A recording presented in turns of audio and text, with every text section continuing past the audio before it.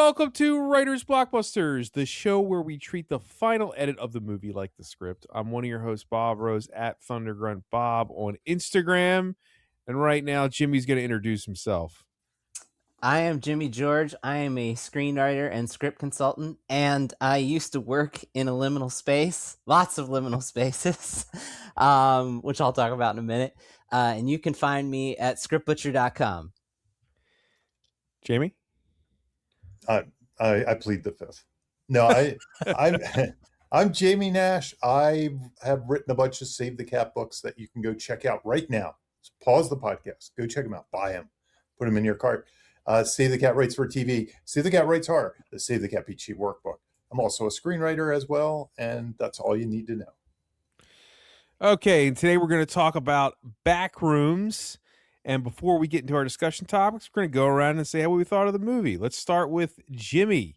Jimmy, according to your name on our Zoom. Yes, it's my malformed your profile name. Backrooms name.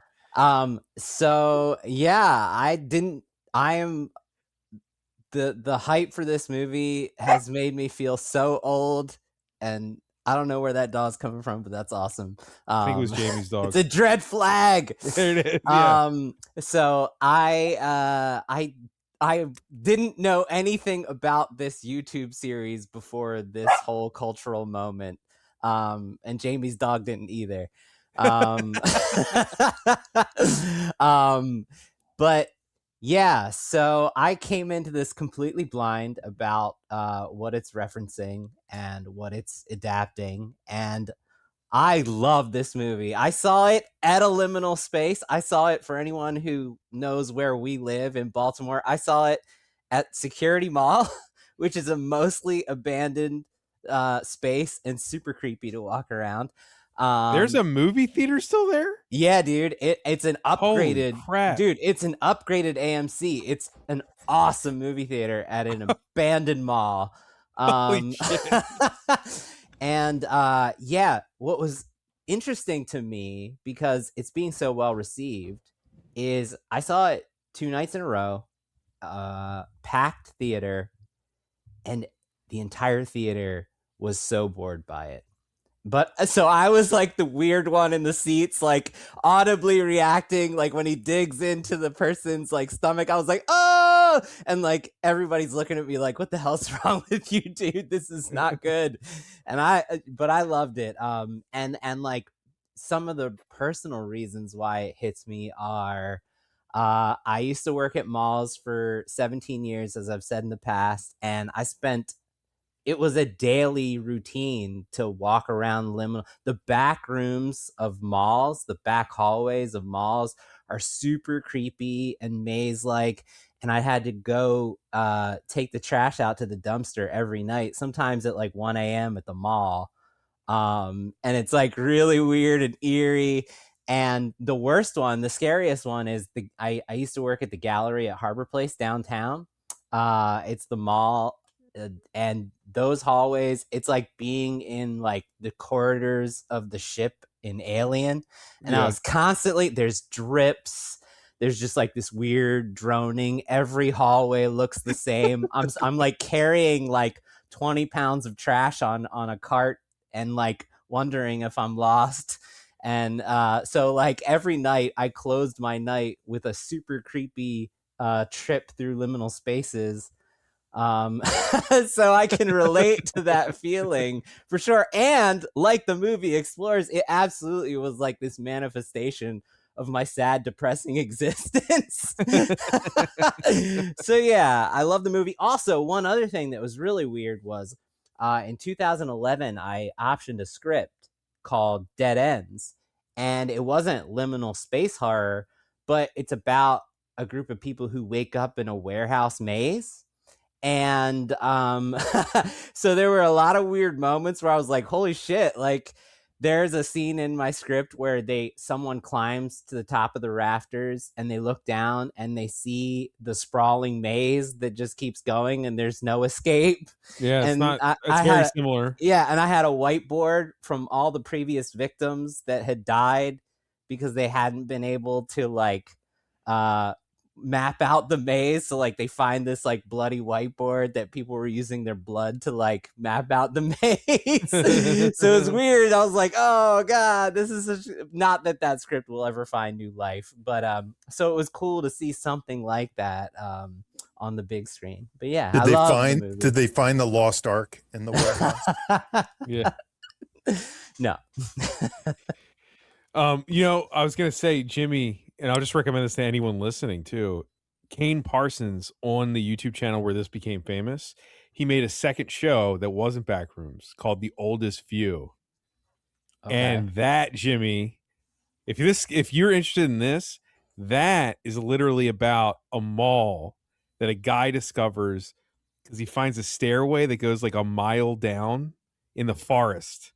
And at That's the bottom is an empty mall with nobody in it, like an entire mall. I love it. It's security mall. It's like literally it's based on it's an actual mall that Kane Parsons used to go to as a kid that they tore down. And so he made a horror series based on his love of this mall. There's like cool. an AMC in the mall and everything. And then all of a sudden he starts getting chased by this, like, I don't want to ruin it for anybody, but it actually scared me more than the Backrooms. Like, but I think it would be even more effective for you because it's like where you used to more work. Personal, yeah. It's really personal to you specifically in your experience. For as far as my experience with this stuff, I think out of the three of us, I'm the only one that like is coming from like the original source. Like I knew about Backrooms, I knew about the original Reddit post because this whole thing originates. I don't want to do Jamie's job here, but this whole thing originates from a creepypasta. If you guys know what copypasta is, creepypasta is the horror version of copypasta, and it's based on one image and one caption. This whole thing started from that weren't written by Kane. It's so awesome. But I knew about that stuff when it all happened, and then then he started making these things in Blender, and I've been following this kid ever since. And I got to tell you guys, as all middle-aged men, I'm watching this YouTube series, and as scary as it is, half the time I'm not scared. And the reason is I'm like, how the hell did a 16-year-old make this?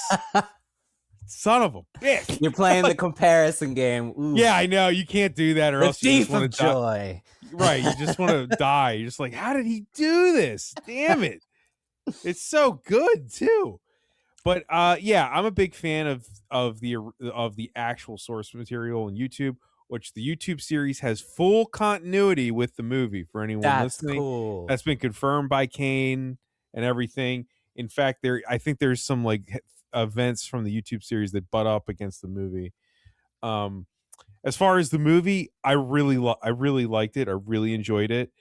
As I told you guys, or I told a few people, I had like my hang up with the movie for me, I think, which is weird, is that for me it's Backrooms 101. In that I think I was already a fan of all this stuff, and I'm past where the movie is obviously necessity. By necessity, it has to introduce the world to what this is. I'm way past that. You know what I mean? The discovery of them walking into the back rooms and looking around. I'm like, dude, years ago I watched all this. It's not the movie's fault, and it's a hard struggle for them to figure out how to. They can't honor both things. They have to. It's like you have to introduce the normies to what this is. Yeah, like me. Right. And I've seen a lot of people being like, this is revelatory. And I'm like, guys, it's like 4 years ago now. Anyway, I'm not blaming the movie on that, but it didn't hit me as hard as some other people. And obviously I don't think it's a perfect script. I have some criticisms, but overall I really liked it. I would happily have seen it again. I mean, this kid is 20 years old, right? And he was making stuff. Here's the thing. Yes, Sam Raimi made Evil Dead at 20 years old, but Sam Raimi didn't make that YouTube series at 16. Yeah. You know what I mean? Like, this kid is something special. Like, I just, like, straight up. Like, it's impressive stuff. Straight up. Anyway, I liked it a lot. Jamie? Yeah, so How do I start this tale of woe? So I'm going to tell you my history with the back rooms, or I always called it the back rooms, as you'll see. This is your therapy session, Jamie. Get it this out, is it, man. That's Jamie. right.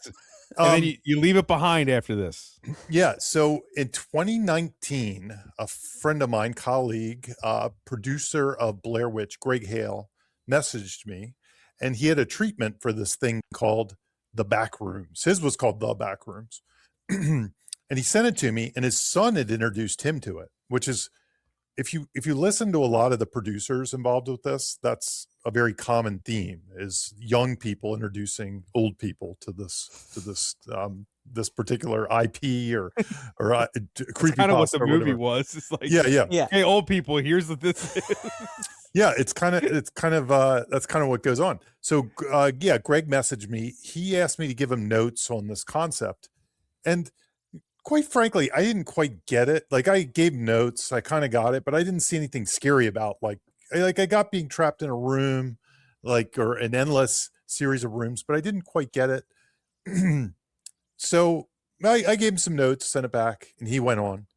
And then 2 years later, he messaged me again, and he was like, "Hey, I really liked your notes on that, and I haven't done anything with it, and it's just kind of sitting there, and it just seems to become more and more popular. So would you want to co-write it with me?" So then I engaged in my own Backrooms project, and when I first heard about it, it predated the Kane Parsons stuff. But I think by the time he had come back to me, either it would start while I was writing, or it was almost like I had just started writing. I can't remember exactly the genesis, but at some point I did become aware of his YouTube channel, and I refused to watch it because I didn't want to be influenced. So I never watched it. To this day, I have never watched Kane Parsons' YouTube series. So we finished the script.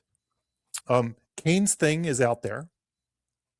By the way, I'm still kind of a little questionable about the whole concept. I'm on one hand, but on the flip side, I teach college students, and organically they keep referencing the Backrooms to this. Wow. Even this year, it came up in my class 3 or 4 times. And this is they keep organically referencing it over and over. And it's telling me, oh, there's a reason that this keeps going, because and if we can be first to market with it, maybe it'll be popular.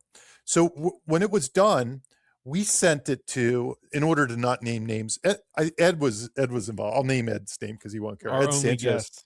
Yeah, he was going to direct it, and we sent it to one person. I think, I don't know, maybe there was more, but I think we sent it to one person. I think Ed just sent it to one person, and they're the name I'll avoid because but exec at a popular streamer that might do horror is how you can say it. And this person had green light power up to a certain number, and they came back and they said, "I'm in, let's do it," right away, a week later. Wow. And it was kind of okay, so we had to go back, and they said, "Can you do it for this number? Because I can green light anything up until this number." And it was a decent number. I mean, it wasn't quite what Kane had. This is what's funny, is we went to a line producer at that point, and they budgeted it at, by the way, when you go to line producers, they tend to overdo the price to an extent. Of course. Because they want to make a decent salary and stuff like that too. As opposed to the way I think you really have to do a movie, which is, $6 million? Yes, we can do it for $6 million. And then you figure out how to do it for $6 million. Instead, when you hire a line producer and you say, "Would you like to be involved?" It usually is, we got to do it for 6. It's like, "Oh, do it for 10," or whatever the number was. I don't remember exactly. So at that point, it slowed down. Whereas I think if we had done it for 6, it would have been made, but instead we had to find gap financing, which basically meant you had to go international. You had to do something. You had to find somebody else to kick in the 5, you had to find incentives, shoot it in Romania or something. You had to do something weird. So it while it didn't stall like on the back burner. Everybody actively was planning on making it. It just was going to take a little while. And as we started to turn the corner in this, in our Backrooms project, Kane's project was announced. And that was 2022 or something. And we were already thinking like make ours like within 3 months, 4 months, 5 months, something like that. It was going to be made within the year. But when we saw all the heavy hitters on that project, it was that's what really did us in, because I think otherwise we could have just made ours and been out to market first, and then he could have made his. And ours could have been on a streamer and his could have been released theatrically, and maybe ours would have been in some ways, I wouldn't say more popular, but because we hit first, we might have some juice from that. They might be like, oh, another one of these things. But as it turned out, when we saw James Wan, A24, Blumhouse, all these people coming together, like this all-star team of horror coming together to make this thing, it just seemed like a go project. And they announced initially that he was going to make it that summer. He was going to do it during his summer vacation. As it turned out, it took like 2 or 3 years before he actually made it. He did not make it on his summer vacation. In fact, it kind of went dark as far as the press went for like 2 years. Now, weirdly, incidentally enough, and I'll give a shout out to this guy. There's a guy, Chris White, who we worked with on another project called Portals or Door. I can't even remember what it's called. It's an anthology that Ed. That was the anthology. It was Portals, yeah. And the funny thing, he actually, and he doesn't get enough credit, I don't think, from what I understand.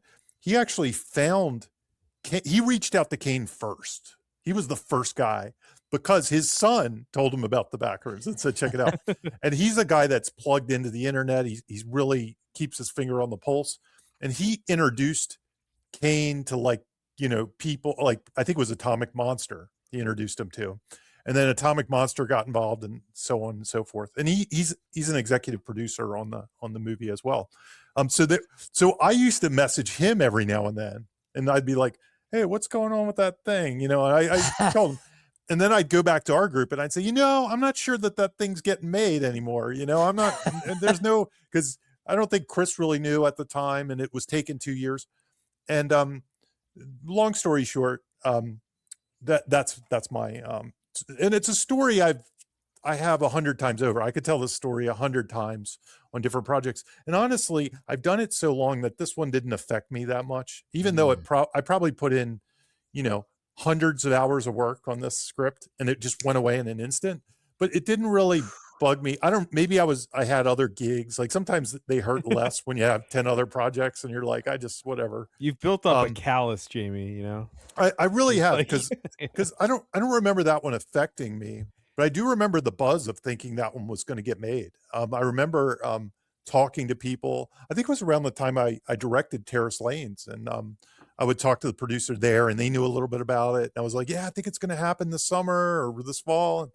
So I thought I had it. I'll say 2 more things before we launch into our stuff. First of all, when I watched this one, it did have some similarities. So ours started with a cold open. It was a found footage cold open. It was the same thing. It was a person, though ours was more like a person going through the door. And you know how they had the marking with the door and stuff? Ours had a marking, and they went through the door and they ended up on the other side. Now, our story ended up being about, it was a person that person in the beginning went missing. Like they got obsessed with the Backrooms and all the online. We had a online personality called No Clip. That was their name. That was their handle. And No Clip knew all about the Backrooms, and they went in a search for the Backrooms, and then ultimately they get trapped. So my story was more about, they find it, they get trapped inside, and then how do we get out? How do we survive? And ours was more trippy. I mean, if you know the creepypasta and some of the lore, like ours had the levels and all that stuff that this one didn't do. So I remember ours had one scene where they're running away from monsters. Incidentally, the monsters are people left in the Backrooms that morph into these monsters kind of thing. And they run through a door, and suddenly they're in this woods with snow all over the ground. I had weird, surreal stuff like that. So ours was, more like the creepypasta lore, blah, blah, blah stuff. And and it was bigger. It was bigger than this. It was more, and it didn't have an answer, but in the end, it was almost like they met the architect in the end, like for a brief second. It was a little weird and trippy. And the architect kind of sent the hero back. And then the hero wakes up in her house and realizes her house was always the back rooms. You know what I mean? It was like that kind of thing. So I had this weird twist. It's a little bit like Labyrinth. A little bit. Yeah, exactly. Like, it was like everything was the back rooms from the beginning, and we didn't realize it. And that was ours. But here's the thing I'll say. This is the other thing I really wanted to say about this, because I realized this when I was watching the movie. I've heard actors say, and I never believe it, like it'll be like, if somebody, I don't know, John Lithgow was supposed to be Hannibal Lecter or something, I don't know, whatever.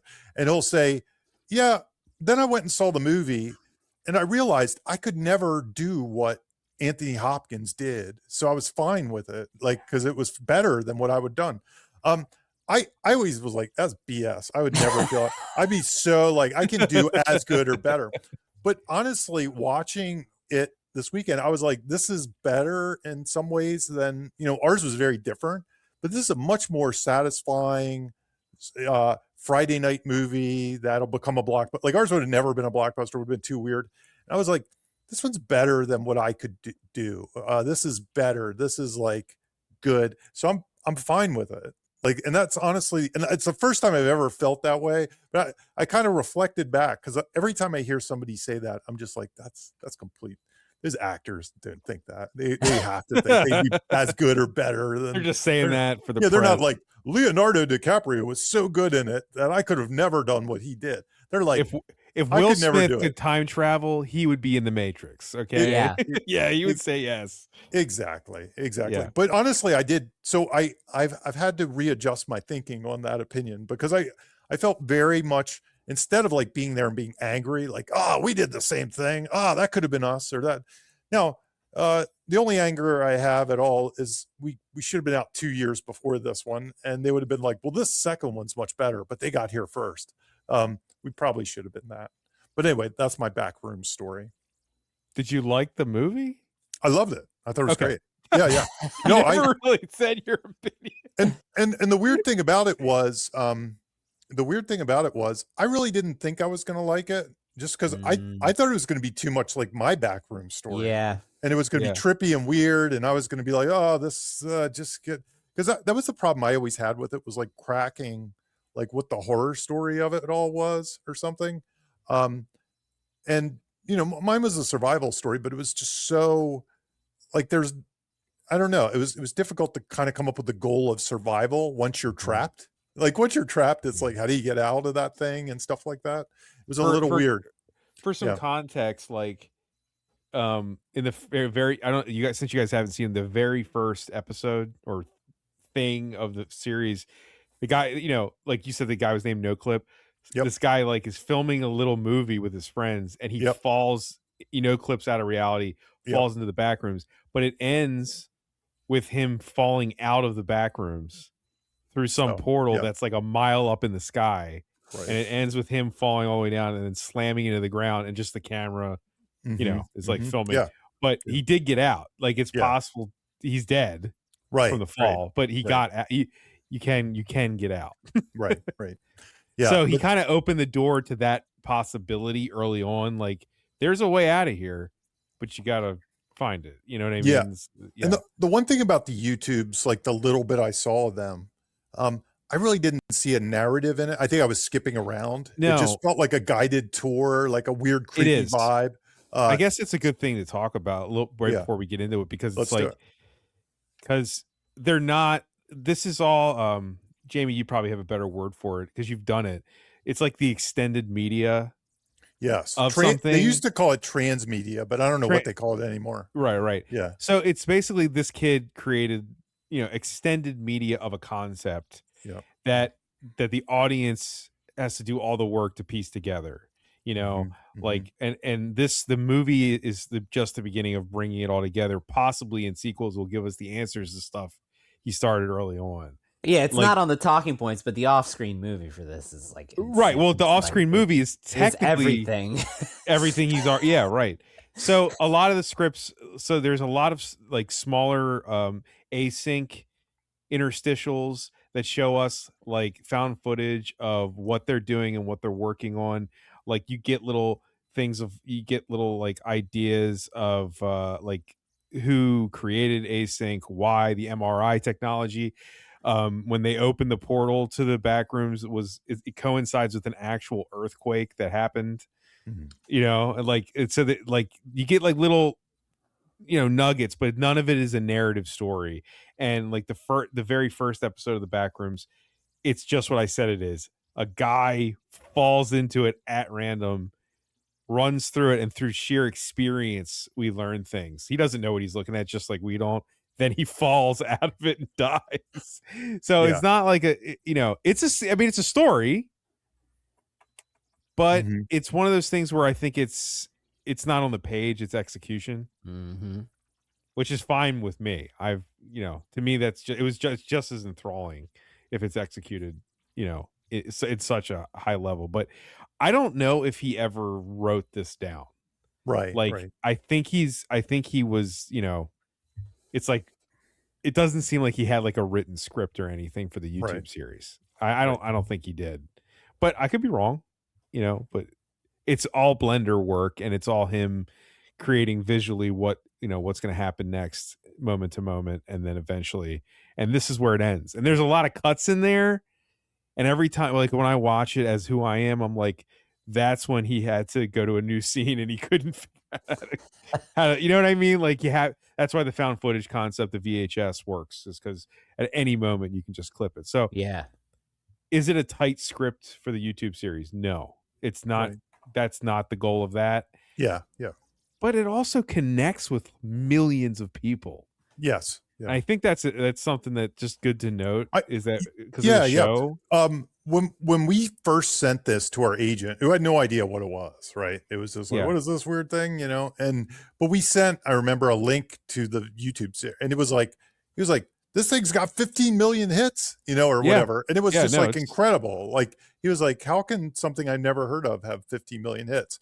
And meanwhile, my entire body of college students all know exactly what it is and know the lore and all kinds of other things. And they're not like, this script isn't written like this. They don't No. care. No, They don't give a not at shit. all. Not at all. It's kind of a participatory thing. It's something they can talk about. It's something they can research. You know, it's a lot of fun. I mean, I've been dabbling in this kind of stuff for so long. It's just the new version of that, and probably a better medium for it, and people are more ready to accept it. So With the web, you can do stuff like that. you know what? The other thing, listening to a couple of his interviews, and I haven't listened to a ton of them. He seems like a really smart, nice guy. I mean, I root for him 100%. He hates AI, so he hates AI, yeah. but he seems like very thoughtful, and he gives great answers. But the one thing I will say about him, and this is kind of one of those things that maybe scares old guys or something like that, but his influences, like somebody like me, we all have the same influences when we talk. You know, it's like, oh, Steven Spielberg or Martin Scorsese or whatever is Spike Lee, you know, all this stuff. And we all have this shared community. His influences, he goes on and on, talks about Portal 2. Yeah, that's specifically Portal 2 and its storyline. And then he has like one other game I've never heard of that he also talks about.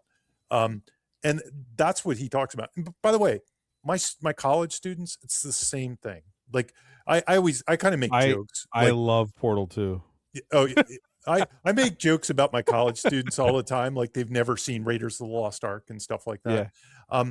But I get what they just have a completely different set of inspirations and things like that, and they have depth in their inspirations. It's just not the same depth as people from my generation had, or even the last generation before them. It's just moved into a different direction. I think the reaction to Kane Parsons on the internet from a lot of people is exactly what you're talking about, Jamie. Like, it's almost in a weirdest of ways, he's making a lot of people feel old, and they're reacting very badly to it. You know what I mean? Like, who the fuck is this kid, and how dare he? There's a lot of people that are in our positions that are really bitter about this kid too. Yeah. You know, and not, they're not comfortable with like him saying Portal 2. It's Right. his influences and stuff. I always say my college students, and I've been doing that for like almost 20 years now. So I've kind of woke up to that a long time ago, like 20 years ago, that they have different, but you know, I don't discount their influences at all. They're more into anime, which I don't really have a depth of anime knowledge, like, and video games, and then just weird kind of stuff like creepypasta. You know, I mean, I wouldn't necessarily put that up where the video games and stuff is, but it's stuff like that. It's like stuff, I'm like, they'll tell me some story of like, I don't know, they'll tell me some weird story and they'll all know it. And I'll be like, where's that from? And they're like, oh, it's this online story thing that's on Reddit. I'll be like, what? You know, and then they'll all know it. They'll all know it. Slender Man is the less successful version of Backrooms. Right? Yeah. They waited too long. They waited too long. But I was gonna say, like, even if you don't know about him saying the Portal 2 thing, I think that it is inherently based in video game style and lore, like what this movie is. No clipping, the endless corridors, the quiet silence. Like when you're playing a 3D video game and you're just in this like uncanny valley reality all the time. That's what these kids are growing up with. And I'm not complaining like an old man. I'm just saying that's the truth. That's just the truth. This is so rooted in video games. And there's a lot of people that don't realize that, but it's absolutely video game culture. Yep. I mean, what I want to hear is, which is like on the talking points next, is like how the writer, because he's not out there. I looked like he's not getting interviewed. He's not. Yeah, he hasn't been on the circuit or anything. He's not being spoken to, and he, as far as I know, was tasked with sort of like reeling this in, right, and like working with Kane to like make it palatable. We should say what its box office is. Yeah, we haven't said that. It's so far, and I just had the domestic up. So the domestic is, and honestly, it's only got a blip on the international right now. It's only like in a couple territories, I think, but right now it's at 103 million domestically, and that already the budget, I think, here's what the weird thing is. This, I meant to say this in my little pitch. The budget was around what my line producer said our budget should be. It was around $10 million, I think. Damn, that's amazing. Yeah, so about a $10 million budget. Unlike, you know, Obsession is the one they keep talking about, and I think that was like 800,000 budget. So that's a little bit different. So right now, the top 10 movies for this year, Backrooms is number 10, but obviously it's just the first week, so it's gonna like blow the doors off this. It's because it's at 103, buzz is pretty big, and the buzz is big. It's gonna keep going. Obsession is 9 at 121. Scream 7 is 8. So horror is doing pretty well as far as that goes. And then Star Wars, The Mandalorian, and Grogu is at 144, but it's already past that. So it may surpass a Star Wars movie. And then this particular list, I love it, has Avatar on here, but that's really a last year movie. It has Hoppers, Devil Wears Prada 2, which I had no idea that made 211 million. Wow. I completely slept on that. Is it just domestic? That's domestic. Oh, fuck. Okay. Isn't that insane? Damn. So we should be doing that. We should do Devil Wears Prada. We should do the first one. I love that Yeah, we movie. can do the first one. Project Hail Mary is at 342. Which we're going to do. Michael is at 345. The Super Mario Galaxy movie is at 427. And that's our top 10 right now. If you notice, what is excelling in the world right now? Horror and video games. Yeah, it's true. Yeah, you know, it's true. Which I think that the audience for the Super Mario Galaxy movie and Backrooms is not that far apart. Like the younger online people, they grew up with that stuff. No, it's interesting. Fun sci-fi adventure occupies 3 of the spots. So that's true. Yeah. Devil Wears Prada is sci-fi. I heard. Yeah, that's the biggest one. Also, guys, I know we say this every now and then, but have anybody here seen Mandalorian? No. So I almost did because I think about wanted to how go to the You're insane that wearing a is. Star Wars You shirt guys, right now. you're wearing a Star Wars shirt, and you didn't even bother to go see the Star Wars movie. No. That's pretty funny. And as a kid, That's what we are. As a kid that was born into Star Wars, this will be the first Star Wars movie I don't see in the theater. This will be the first one. Yeah. I don't even really want to watch it, but I'll probably will. I probably will, and I might turn it off if I'm bored. which is kind of how I approach the shows. I mean, I watch an episode or a half and I turn them off. I'm like, I can't do it. Hey, if everyone listening saw it and loved it, awesome. But we're not great. insulting them. We didn't see it, so we're not insulting it, but our excitement is the truth. Look, I love. There's no excitement. It reflects that why the Backrooms could beat it and will beat it. Right, exactly. I mean, truth be told, if you go back in this podcast, we all liked Solo. We all thought that was a fun movie. Solo. We're like the only people that love Solo. this I movie, love Solo so much. This movie looks like it has Solo DNA. So I mean, it feels like it could like have the same flavor of Solo, but I don't know. Anyway, circle back. Who wrote this shit? Which is the mystery guy. Yeah, Kane Parsons and Will Sudik. I'm going to say Soodik. And here's the interesting thing about him. Before this, it's all television and really prestigious television. So I consider prestigious. So he did Homeland. He did very prestigious TV show. He did Ash versus Evil Dead, which I consider prestigious television. He did 10 episodes of that. Most important television possible. He did a Westworld episode, and then he did Backrooms. Okay. So, but like there's not. I'm very curious why his voice isn't out there too. I'd love to hear his thoughts. Maybe he just doesn't want to be there. I can kind of speculate and cause rumors to be true, but I think it's the same reason. We've seen that internet backlash. Kane Parsons didn't write Kane Parsons. There's no way he directed this. They want him to have the credit. Oh, they're doing the Good Will Hunting thing. William Goldman wrote it. I wouldn't be. Now you could put the two of them together and they could both say what they contributed would be the best way to do this. You could ask them, you could say, well, how was your relationship working together? And they could explain it and it would probably be fine. But there probably is a sense that they don't want to make it like this guy came in and did all the work or something. Gotcha. I bet, a 16-year-old kid when this thing started, I bet they brought in somebody. Story. Yeah. I bet they brought in somebody to kind of, I don't know. I'm just making this up. I don't know anything, but I bet, somebody that could kind of, I don't want to use the word mentor, but you know what I mean? Sure. And that's what you would hope. Hey, right? You got the talent, you got the knowledge, you're the next big thing. Giving him $10 million. There's going to be quality control. For sure. Let me be the guardrails and you be the wild man. You know what I mean?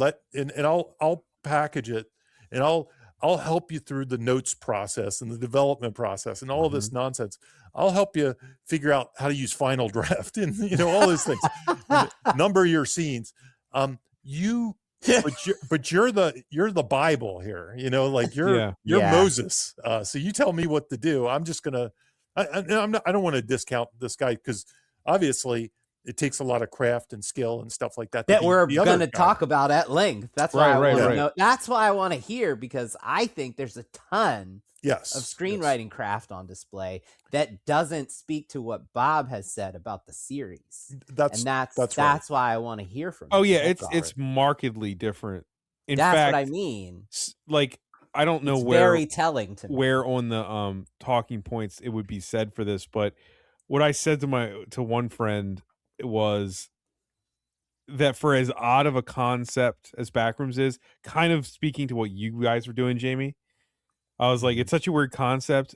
As somebody who's a fan of it prior going in, I was like, they made a very normal movie, right, for something this weird. Yeah. Whereas the web series is like, it's just all kind of weird. You know what I mean? Yeah. Whereas yeah. this, I was like, oh, it's just a normal movie. Like I don't think it's hard to track. It's the kind of thing that can make $80 million at the box office. You know? Right. Yeah, like Yeah. it's very normal and understandable. Yeah, And I'm that's not what saying that it's a bad thing. that's why I liked it. Like, 'cause Yeah, right. I did the weird Blair Witch Project creator. I makes might the Backrooms. I might like your version. Ours would a have been lot, weird, you know? and hard to parse and all that stuff. You know, I it would've might been all the really dig it. all the yeah. things I was scared of. Like I was scared it was going to be my movie because I'm not, in a weird sort of way, I like this kind of movie more than like I don't you know, I would rather like kind of just have a simple story well told Right. than crazy David Lynch narrative that I have to figure out for the rest of my life. Yeah.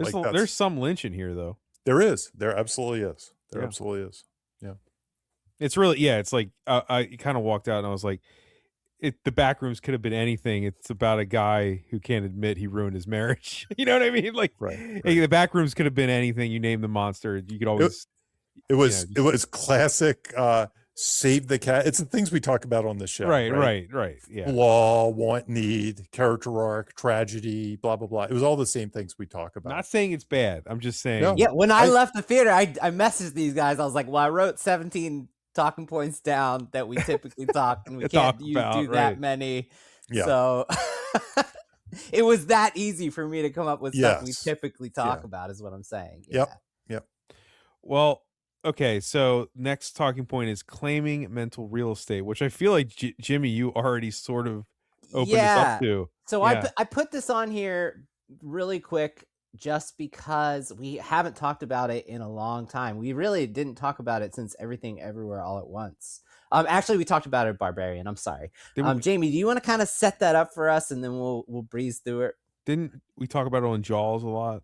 We did. That was the one where we first talked about it. Yeah, the ocean. Yeah. Yeah. Right. So this is a article that comes from the Great Wordplay Archives. So if you go to wordplay.com, you can find a true treasure trove of great articles about screenwriting from an era long ago. Like, it's really the Backrooms of screenwriting. Yeah, it really is.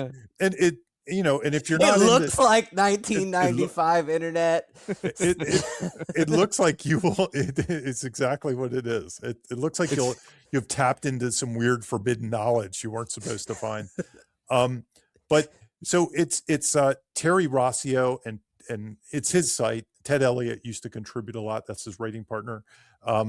And there's a bunch of articles. There used to be a forum. I went in the forum the other day just for yucks and grins, and it was just one person posting there like news about what they were up to, and like nobody was responding, which was really sad to me because it used to be such a thriving community where Ted and Terry would participate and answer all your questions. Reddit screenwriting, basically. Yeah, it kind of bummed me out. I shouldn't have looked in the forum. That was a big mistake. But anyway, mental real estate was an article I think Terry wrote, and I haven't reread it. Jimmy supplied a link, but I didn't click on it. But I've read it many times in the past. So mental real estate, it's kind of like IP in some ways, but the idea is an arena. I think arena is the best word. Mm-hmm. If you can figure out an arena, like let's say dinosaurs or Bigfoot or something like that, and you can make the movie about that, and you're like first to market, that's what mental real estate is. It's kind of this it's, IP, property, intellectual property, mental real estate. It's kind of the same thing. So it's kind of like it's ideas as property. And if you can lay a stake to one of those, it's a great way to pitch, especially spec screenplays. If you're like the first one to market on anything, it could be things from mythology, it could be urban legends, creepypasta or something like that. Or it could even be history or something like that.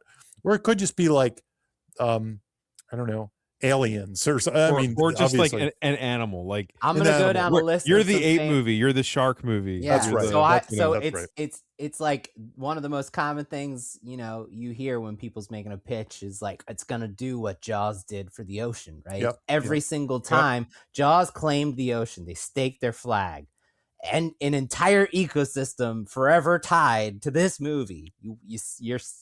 You're wading through the ocean water. You're thinking, oh, I hope there's not a shark under there, even when there's no chance of it.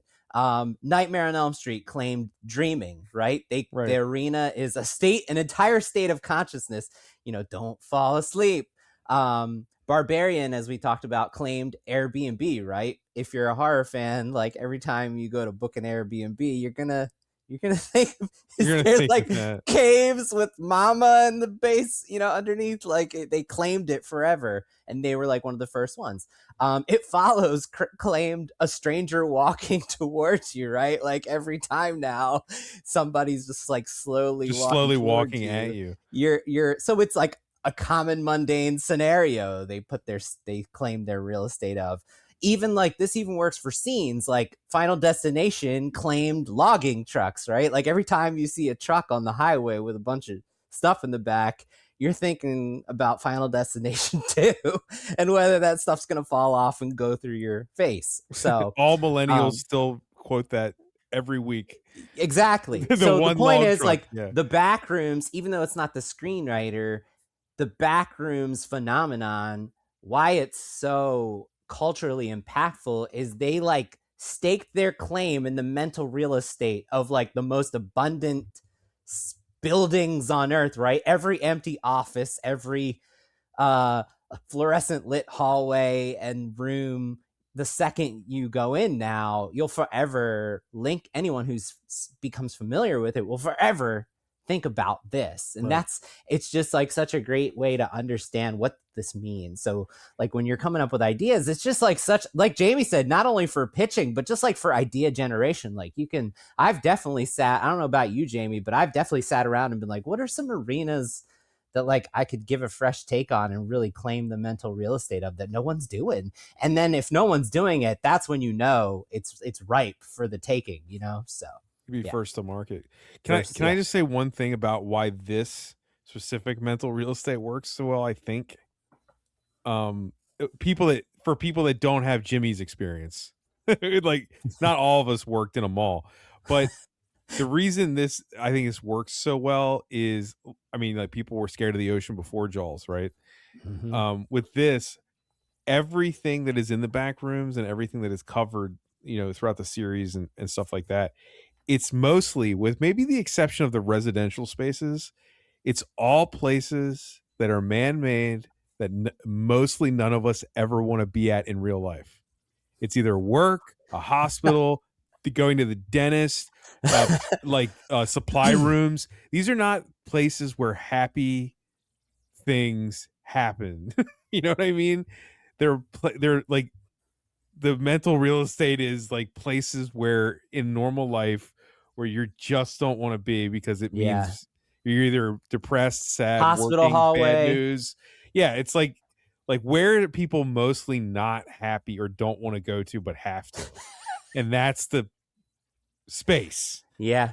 You don't want to be in a fucking hospital hallway. It captures that very well. Yeah. No one wants to be in a hospital. Mm-hmm. And that's, no one wants to be in the corridor of an office building. No, that's not. No one's like, I'm going to retire and go to an office building. That's why I think it works so well. Because it's just places we don't.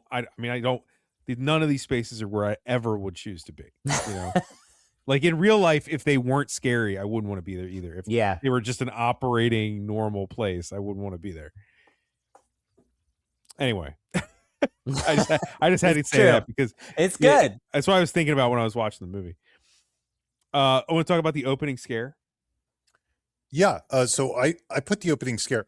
So I right away, when I sat down and watched this movie, when I watched the first 5 minutes of it, I was like, this is a good movie. This is really good. I loved the first 5 minutes of this movie. I thought it was great. Almost a short film in themselves. And that's exactly basically the YouTube, and it's a YouTube.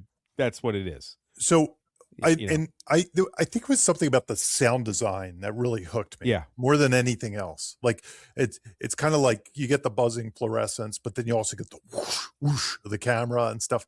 And forcing you to look in a very narrow thing when you know something's going to be moving around behind you or on the sides of you. I loved it. I was like, I love this movie already, and I'm only 5 minutes in. And again, people that watch the YouTube is probably like, yeah, we've seen that a million times. But I was like, this is great. No, but the old men are hooked. Yeah. No, but the opening is a great version of everything he already did. Yeah. Like it was Yeah. almost him going the transition of like, yeah. here's the best of what I've already done now. He totally had me in the first 5 minutes. Like I was all in. I was just like, this is good. This is really, I'm going to like this. It's kind of the way I felt about it. I was like, I'm going to like this. And honestly, it takes a lot to get me tense in a movie these days. Like, I felt tension, and I was kind of sitting toward the front of the theater, and I was kind of, in a theater by myself. There were like 2 other people. I couldn't see anybody around me because it was stadium seating, and it was a tense opening. I really liked it. And they didn't do any jump scares or anything. They didn't do any gimmicks or I was expecting like some big thing, to hit me. I mean, the bird, yeah. It doesn't feel like a jump scare. So, but the one reason I wanted to bring up the opening scare was that basically Bob said it already, because a lot of the clients I've been reading lately, or horror clients, and they write opening scares. And by opening scares, I say the Save the Cat opening image in a horror movie usually ends up being an opening scare scene. There's usually some kind of scare scene. And in my book, I have like lists of the type, like some are the origins of horror. Some are kind of, this one would equate, I think, to the first kill kind of thing, or the last kill or something. Most kind of recent kill, yeah. Yeah, some recent attack, kind of like Jaws is the last kill or the first kill of before that. So some are actually have nothing to do with the Backrooms. Like imagine if like they showed Clark's night in the kitchen or something like that. Imagine if they did that. Maybe it was more horror version of that and less the drama or something like that. But the thing I've been noticing with my clients is they get that they have to do an opening scare, but they're usually lacking. And this one did a really good job of, and again, Bob said it, of being its own short film. I think if you can come up with the first 5 pages and it's a microcosm of your movie, if it's almost a prototype, like, and truth be told, in horror's past, in a lot of horror movie past, people did short films that then became the first 5 minutes of their movie. That's awesome. It's happened a lot. It's happened a lot. And I think if you can figure out a way to do that in your spec screenplay, you are ahead of the game. But here's the thing. You really have to understand how short films work. Some people just do like setup, punchline. And that can be a short film, but probably not like the prototypes I'm talking about, which kind of do have a beginning, middle, and end. They kind of evolve. They have a midpoint.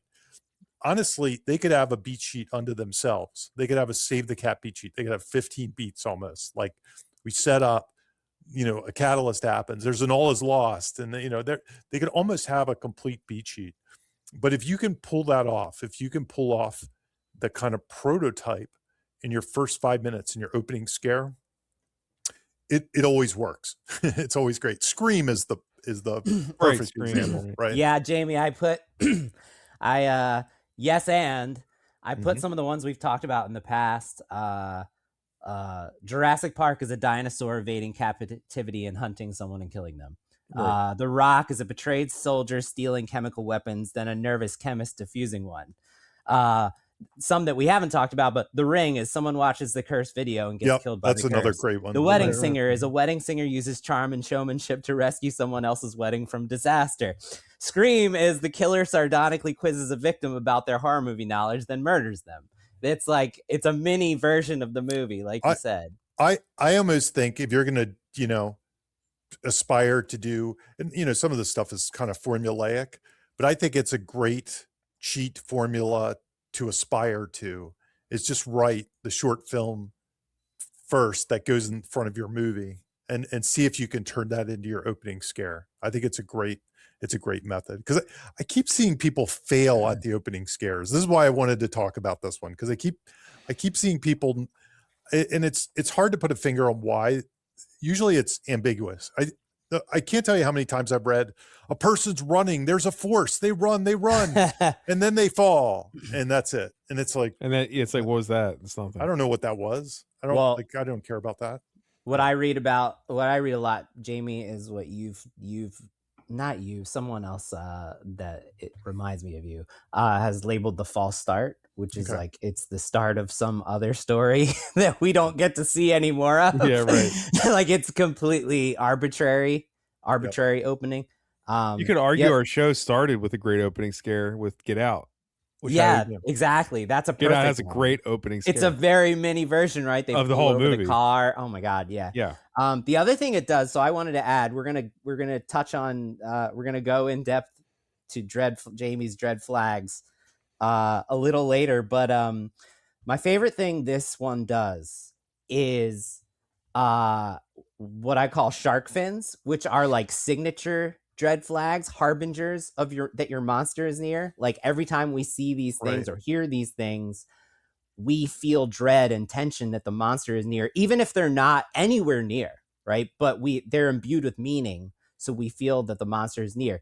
So like, for instance, some famous examples: the yellow barrels in Jaws, the off-screen rattle in Predator, chains and nails in Hellraiser. Even when Pinhead is not anywhere near, if you see the movie will have chains on screen and you feel like Pinhead's near. Vibrating water. The vibrating water in Jurassic Park, exactly. The red balloons in It.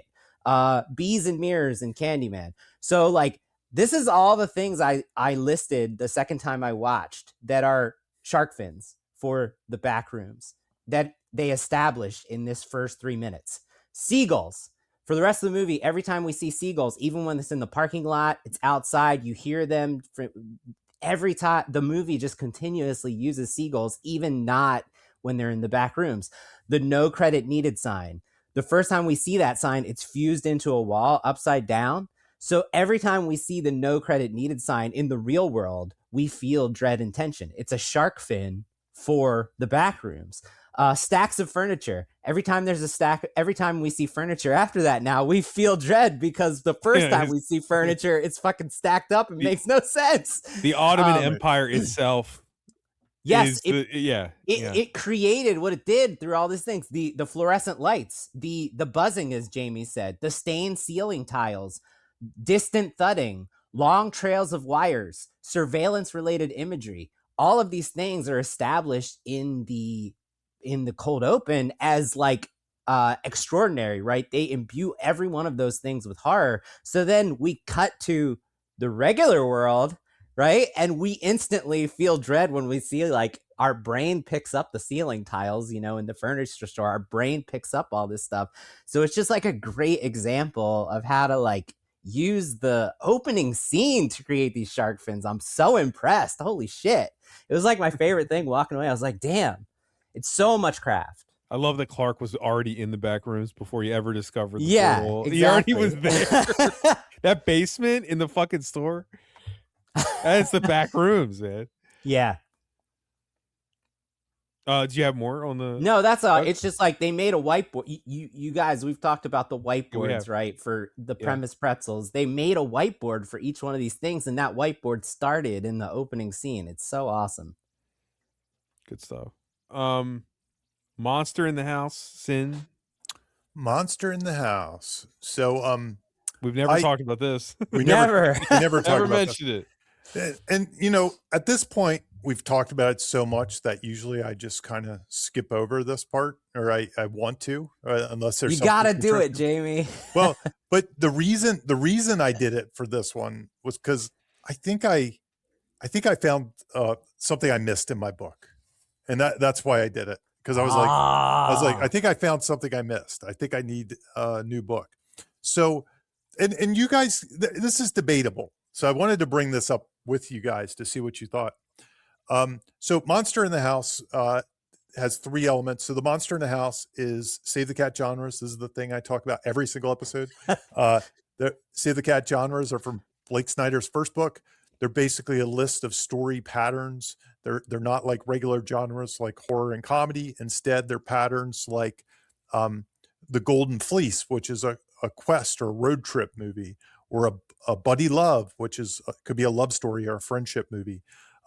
And most horror movies fall into a thing called Monster in the House, which is my book is actually called The Ultimate Guide to Creating Monster in the House Stories.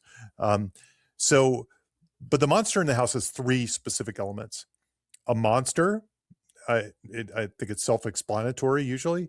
A house, which I view the house, usually it is geographical, but I also think the most important part is how it traps the character with the monster, like you're locked in the house with the monster. And last but not least, there's a sin. And the sin is something that either brings about the monster or allows the monster to thrive. So with that, here's the thing. What's the monster in this Monster in the House? And Clark? Well, that's the thing. The monster does shift. Yeah, it does. But yeah. I almost started to think the house is the monster. The trap is the monster. That's what I thought. I actually scrolled through your book looking for it, and it wasn't there. And it's not there. I didn't want to say it. Yeah, I don't have like I don't even know what I'd call it. Cube. But yeah. It's Cube is because it's also like a living entity, right? It's like changing. It is. It's changing people. And honestly, I could think of other movies like The Shining. The Shining is the same way, right? 1407 is probably that way. 1408. The house 1408. 1407. Come on, Jamie. 1407's the prequel. Yeah, right.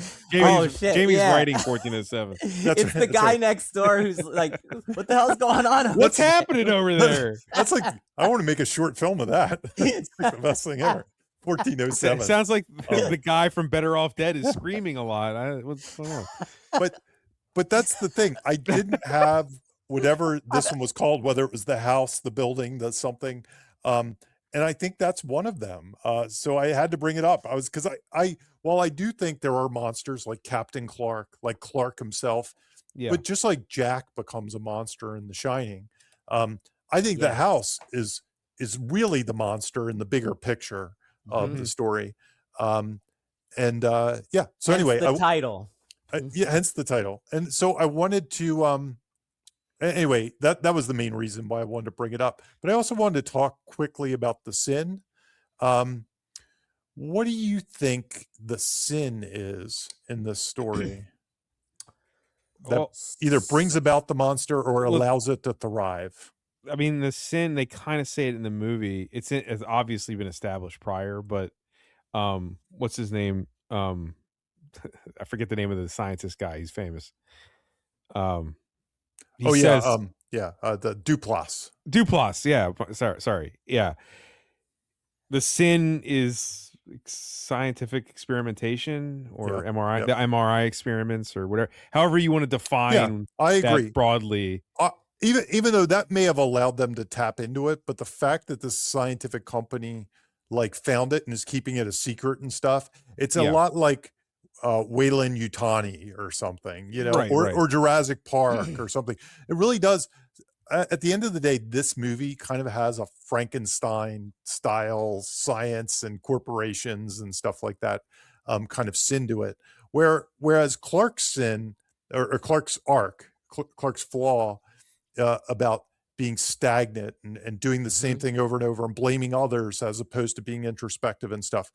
It's not really the same. The reason I wanted to bring this up was because I think, Bob, you nailed it. In my opinion, the async sin in this one is not the same necessarily as Clark's arc, even though there may be, if we really did a deep dive and got philosophical about it, maybe there's a way to connect the two in some weird way. Well, you also always said failure to accept responsibility or accept realities. The companies playing God essentially in your own life. Playing God in your own life. Yeah. You always said, when we talk about this, you've always said, Jamie, since we started the show, like the sin is not the sin of the person. It doesn't have to be. It doesn't have to be the person who's the victim of Poltergeist is what I always use as the example. Right. Like it's the company that tore down the tombstones. It's really not the family's arc. Yeah, it's not the same thing. Yep. Right. So like the two leads here, didn't do anything technically wrong to cause the Backrooms to exist. Right. It's not their fault it exists, you know. Well, but it is Clark's memories, you know. He causes the iteration. But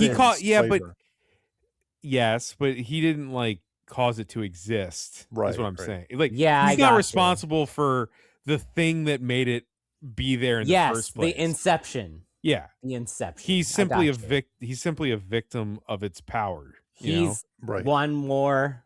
Yeah, he's one more victim of the sin / monster creator. Right.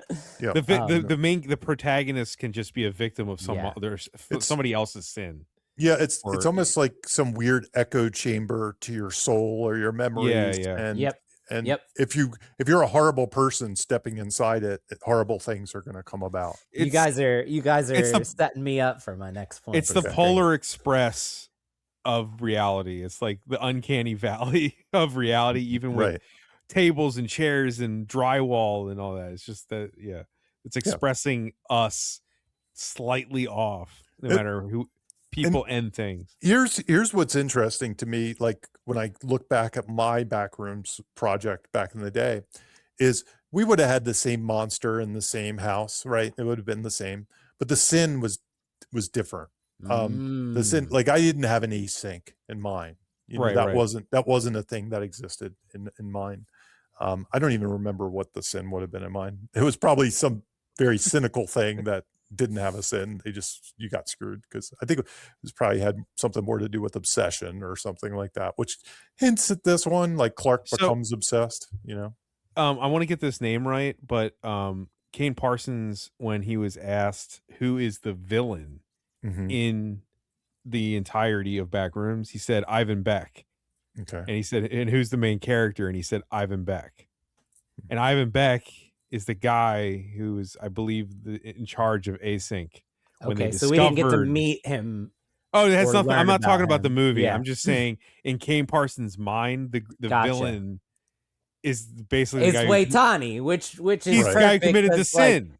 He committed the sin because the Backrooms is like corporate decay. Like, that's perfect. Right. He was in charge of the MRI company that maybe accidentally created another dimension or rift or something. It's his fault that he is the villain, but also of the lore, he's also the protagonist. That's how he said it. I don't know what that means entirely, because he's not like on screen that much, or if all at all, from what I remember. But yeah, anyway, what I'm saying is he views him as creating the sin, and he is not like in this movie at all reflected whatsoever. Right. So there you go. Why them? Okay. So Jamie, do you want to?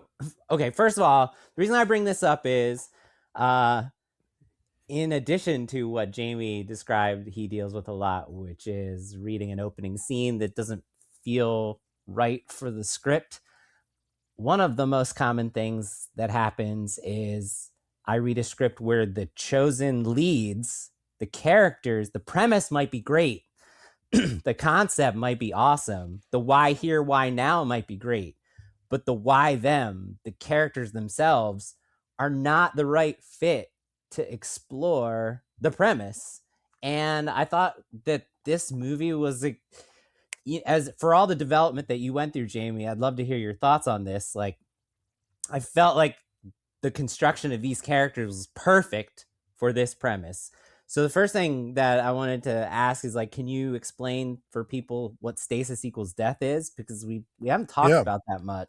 And what's funny is I'm writing a beat sheet. I'm doing a seminar next week on the Backrooms that'll probably incorporate a lot of what we talked about today.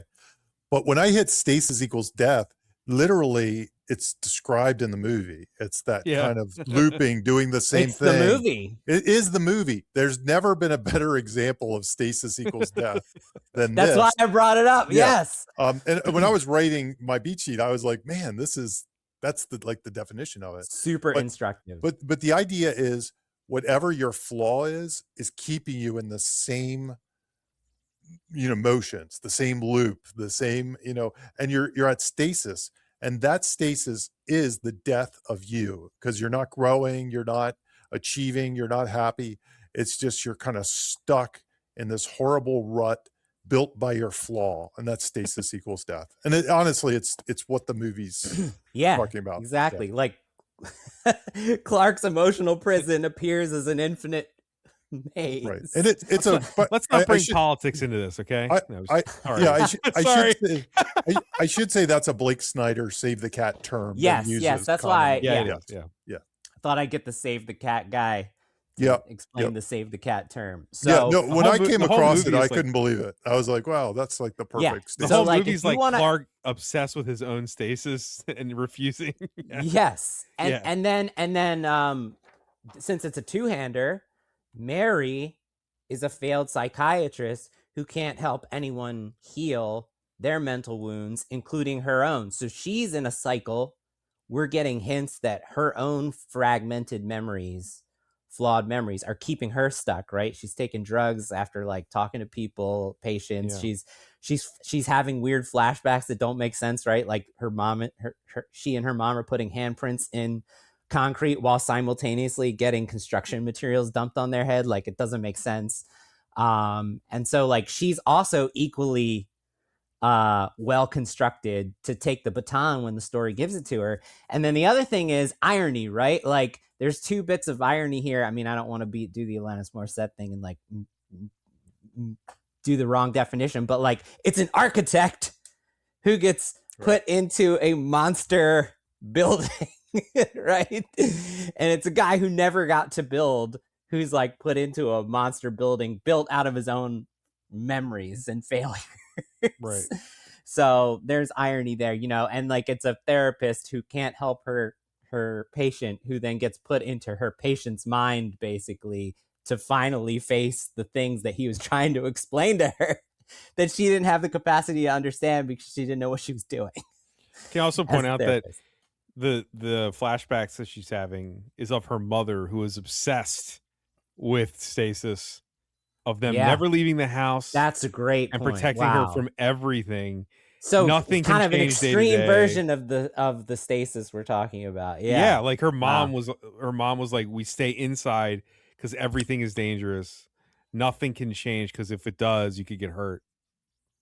Yeah, it's a way to just die, right? Because there's nothing left. If you can't do anything, you're basically dead. The other thing that I love about the choice of these characters is that the trap is like specific nightmare fuel for them. Like, Clark faces monster manifestations of all his failures: sprawling architecture, unsold furniture, his ex-wife, his branded pirate persona. All those things are his, like, his failures that he's stuck on. So it's just very cool and super instructive. Jamie, were you looking for something in the book, or are you just paging through the book? No, just paging through. Okay. I thought you were about to say something. Okay. You want to do the dread flags now? Well, so here's what I want to ask you guys. There's a lot of them, and I do think that it probably will do them all. Do you want me to Micro Machines read them? Like, there's like 50. Yeah. All right, let's do it. So what we're gonna do, we thought it would be fun, is Jamie has a list of dread flags, and he can set it up in his book. This is just all about Jamie's book today, which I don't care, because this book is awesome and also kind of born out of this show. So exactly. His book is the Backrooms of this show. That's right. It's the Captain Clark of this show. Yes. It was the Backrooms. So I thought it would be fun if we went through every one of these dread flags in Jamie's book, and there's 50 of them, and just said out loud if any examples from this movie come to mind. And I bet you they're all going to be in it. All right, ready? Ready. All right. First one: off limits, warnings or threats not to enter certain prohibited areas or cross dangerous lines. Is there any off limits sign? Like, I could think of the stop sign or something. Yeah, there's like a stop sign. But, and also, like, I think his assistant manager kind of experiences her own version of that when she gets to the doorway that's taped, right, and watches. Right. Yeah. Isolation, cell phone coverage goes down. The car won't start. The bridge is flooded. Backrooms is isolation incarnate. There you go. It's like Do we need? Too We don't need to far. explain it. Yeah, too far from shore, entering the kill zone. The realization that the heroes are vulnerable due to distancing themselves Yeah. from. Yeah.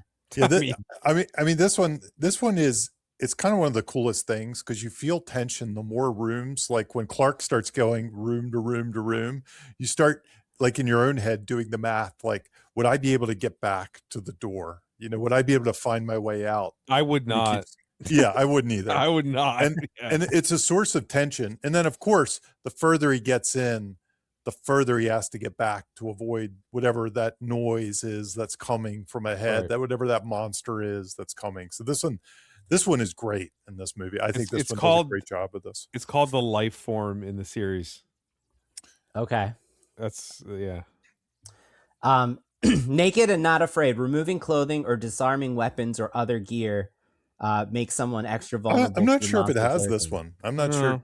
Did they ever? That's- I don't think this one really she is. can't- I think the closest thing camera? would the camera is something, but I think the closest one would be maybe like he finds the bag and then he doesn't use anything in it. You know, like I thought like not grabbing the resources in that bag was a bad idea. Like he could have like, what can I use in here? Mhm. Yeah. So maybe not that one. Here we go. Dumb move. The heroes leave their weapons behind or use their last bullet or leave a door open or kick the map into the water. Yeah. There's a lot of not closing doors. And There's a lot of properly. dumb the moves. specific one I think of too is the rope, the going down that thing with the Yeah, rope. yeah, yeah. you know? Yeah. Yeah. Help is not on the way. We get a glimpse of someone who might represent the savior, but in some way they're distracted, incompetent, or questionable. Yeah, I'm not sure if this one's. I think truly in there. What do you Clark think? becomes the help is not on the Yeah. way when she's in there, and we see That's him. true. That's Yeah. true. And we're like, we feel this very specific help is not on the way. Yeah. Yeah. Oh God, weird dreams and surreal experiences. Oh no, it doesn't have that at all. Oh no, nothing. Nothing. Yeah, I mean, every piece of it's weird architecture or furniture in the ground or anything like that, or in the Yeah. walls or upside down. It's all there. It's all there. All too peaceful. The atmosphere and vibes are overly peaceful, creating an unsettling calm in the audience before the Yeah, story. literally this is describes literally- the concept. Yeah. Too quiet. An eerie Similar. silence or absence of sound can be a red flag, creating sense of unease and tension. I mean, I love how the very concept itself like uses all of this inherently. Like Yes, that yes. speaks to And he what we're was talking not- about. Kane Parsons, no offense, Jamie, has never read your book. Oh yes, he's he not has. thinking. He's not thinking about these things. No. I mean, You No, know what I but mean? these things are tools that a writer Right, out there right. who might not think they're capable of doing Kane Parsons can wield these Sure. and make something of quality. Assault on the senses, strange smells, eerie sounds, creepy music, abnormal temperatures. Right, when right super- down the I mean, Yeah. God. straight up and down. Right. Yeah.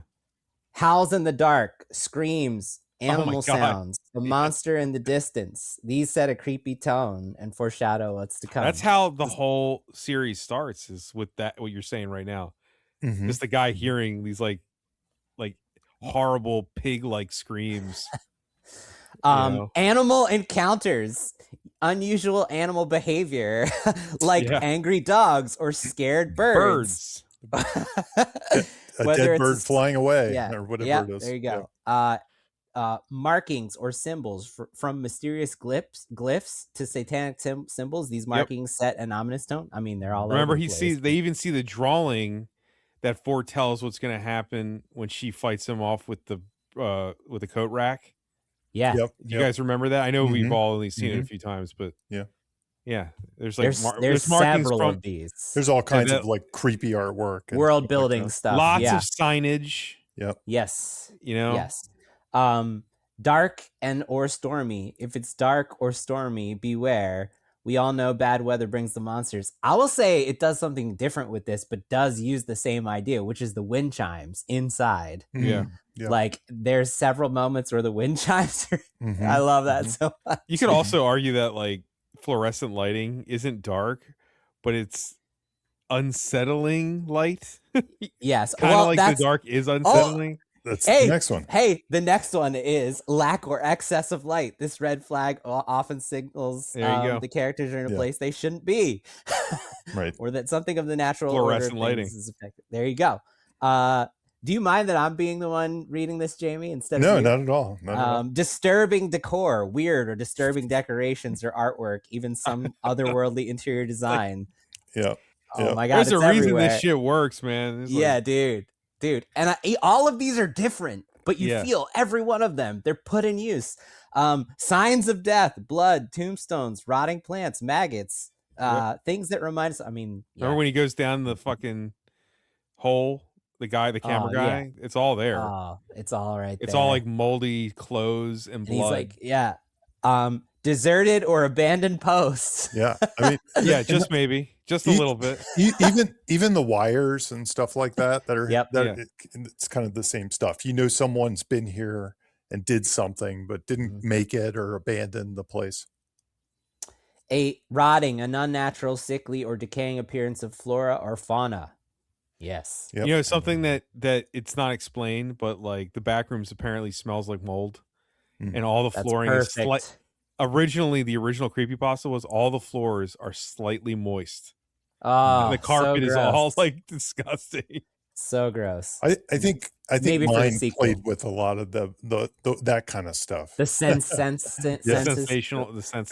Yes. Eyes off the prize, a momentary distraction or vision blocked by something dangerous, or a potential place where we know the monster may appear. Oh my God. Yeah. I mean, yeah. Come on. Ominous evidence. We all know history repeats itself, especially in horror. Often past crimes go unsolved or solved wrongly, which gets the audience thinking. Yeah. No, I mean, no, that one tends to be what I more mean by that is like let's say there was somebody that went missing or something like that. You know, it's kind of the opening scene. Yep. Like when he's repeating all of those things, it instantly clicks into gear. The bag, the everything. Chekhov's chainsaws, the discovery of weapons or implements of evil doing, create a sense of dread as the viewer realizes the characters are in mortal danger. This one, I'm not sure because it uses such mundane things as like the violence in some ways. You know what I mean? So I'm not sure did it have any like weapons or anything sharp or scary or ominous? She had the rock, but it wasn't, she Yeah. brought that in. So maybe this might be the only one it doesn't use. Yeah. And it's the one that's probably most commonly in everything else. Yeah, that's so it is. interesting. So, technical difficulties. I mean, Yeah. it's all over the place in this movie. Sabotage, slash tires, cut power lines, missing stuff.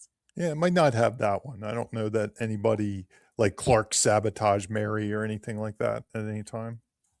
Yeah, so okay, so Unless you count like async setting the trap. If Async had done something to like not let them get out or something like that, and it was obvious, I guess that's what that would be. You know what I mean? Well, remember they It would set be the trap at the end of the movie. I was don't even. The knockout. they gas. do. Yeah. They're here. Voices, apparitions, supernatural disturbances, ghosts, and other supernatural entities. Duh. I mean, Yeah. All right. Ha! Where's the cat? Unexplained disappearances of friends, neighbors, or pets. I mean, Yeah. Left for employees, Dead. right? Left for Dead. When characters encounter injured or sick or dead strangers, usually victims of the monster. I mean, it sort of happens in the moment, like you know, with the guy from the store and right. I mean, his employees, you mean, right? yeah, his employees. Yeah. Hype the horror. Someone who has faced the monster gives testimony about just how deadly the force they're up against is. Clark becomes the hype man. Yeah. Clark becomes the half man in some ways. Yep, absolutely. Cat scare, quick jump scares that fake us or the hero out. They didn't really do a lot of jump scares, which is interesting. It was when I tracked them, I felt like they were all pretty much jump scares at the level that this movie was playing with them. When I tracked them for the dinner scene we're gonna get to. Yep. But They're not jump scares like The Conjuring. Yes, they're not. Yes, it's not like editing they're tricks. this movie's version of the jump scares. Though. Right. Killer POV, a stalky POV of its next victim, sometimes through the eyes or mask, or in some altered monster POV. I do think we get one when someone picks up the camera behind Clark. We get one of those. Yeah. Okay. I'll be right back. The moment a character heads toward a dangerous location to investigate something. Yep. Yep. Yeah. Yep. When he goes down when he goes down the hole, a flickering light. I mean, This Yeah, kind of goes with the other one. Yeah. here you go, guys. Slow pace. Yeah. There you go. When the scene is stretched with barely anything happening except red flags, audiences sense a scare is coming. It's easier to list what it didn't do. Yeah. Yeah. It is. Found footage, flipping to security or body cams or God janky in audio heaven. is a cinematic signal that something raw and unfiltered or horrible is about to happen. Not only is the movie like 30% found footage, but this kid made like hours of found footage prior. Flipping to that. Yes. Summoning the beast. A character does something that will unknowingly attract the monster's attention, creating a noise or smell or disturbing some object. Yeah. I mean, just existing in the space. There's one great one of this. Mocking the monster. Characters who blatantly make fun of the monster, we know karma will ultimately get them. Oh yeah, there's a good one for this. When the kid is climbing down, he's like he's probably like 25. Right. Yeah. He's actively, as he's climbing down, dismissing the danger and being like, whatever. Like he's so not worried about it. And then like within a few minutes, he's dead. I think there's also one, Mary to Clark, kind of when Clark kind of comes and spills his guts about it. And, in the psychiatrist's office. During the therapy. That's a good one. And that does create dread because we feel like maybe the fact that no one believes him is just gonna leave. Yeah. That's a great one because it's not in the back rooms. Freaky friendly. Overly friendly people can freak us out. Sometimes the overly friendly character seems like a smokescreen or there's something off about their personality. I would say when she first meets up Clark in the back rooms and he's being nice, but he's standing like in that weird position. We sense, oh shit, I think he's like something's south, wrong, man. Why is he but he's trying to be calm and nice about everything. Even to the point where at that point I wasn't sure if it was him. I thought maybe the back rooms could be. It was like replica. his replica. Yeah. I know this isn't what we're talking about, but I like the fact that Clark's wearing new clothes and he looks clean. What does that say about what the hell he's been doing there? He's been showering, and where did he get this fucking clothes from? What's been going on? I never really thought about that. No, what's been going on that is happening? Silent and deadly. On the opposite end of the spectrum, characters who are too quiet, either hiding something or sending us dangerous signals. I mean, you could argue that's Clark again. Right? Yeah.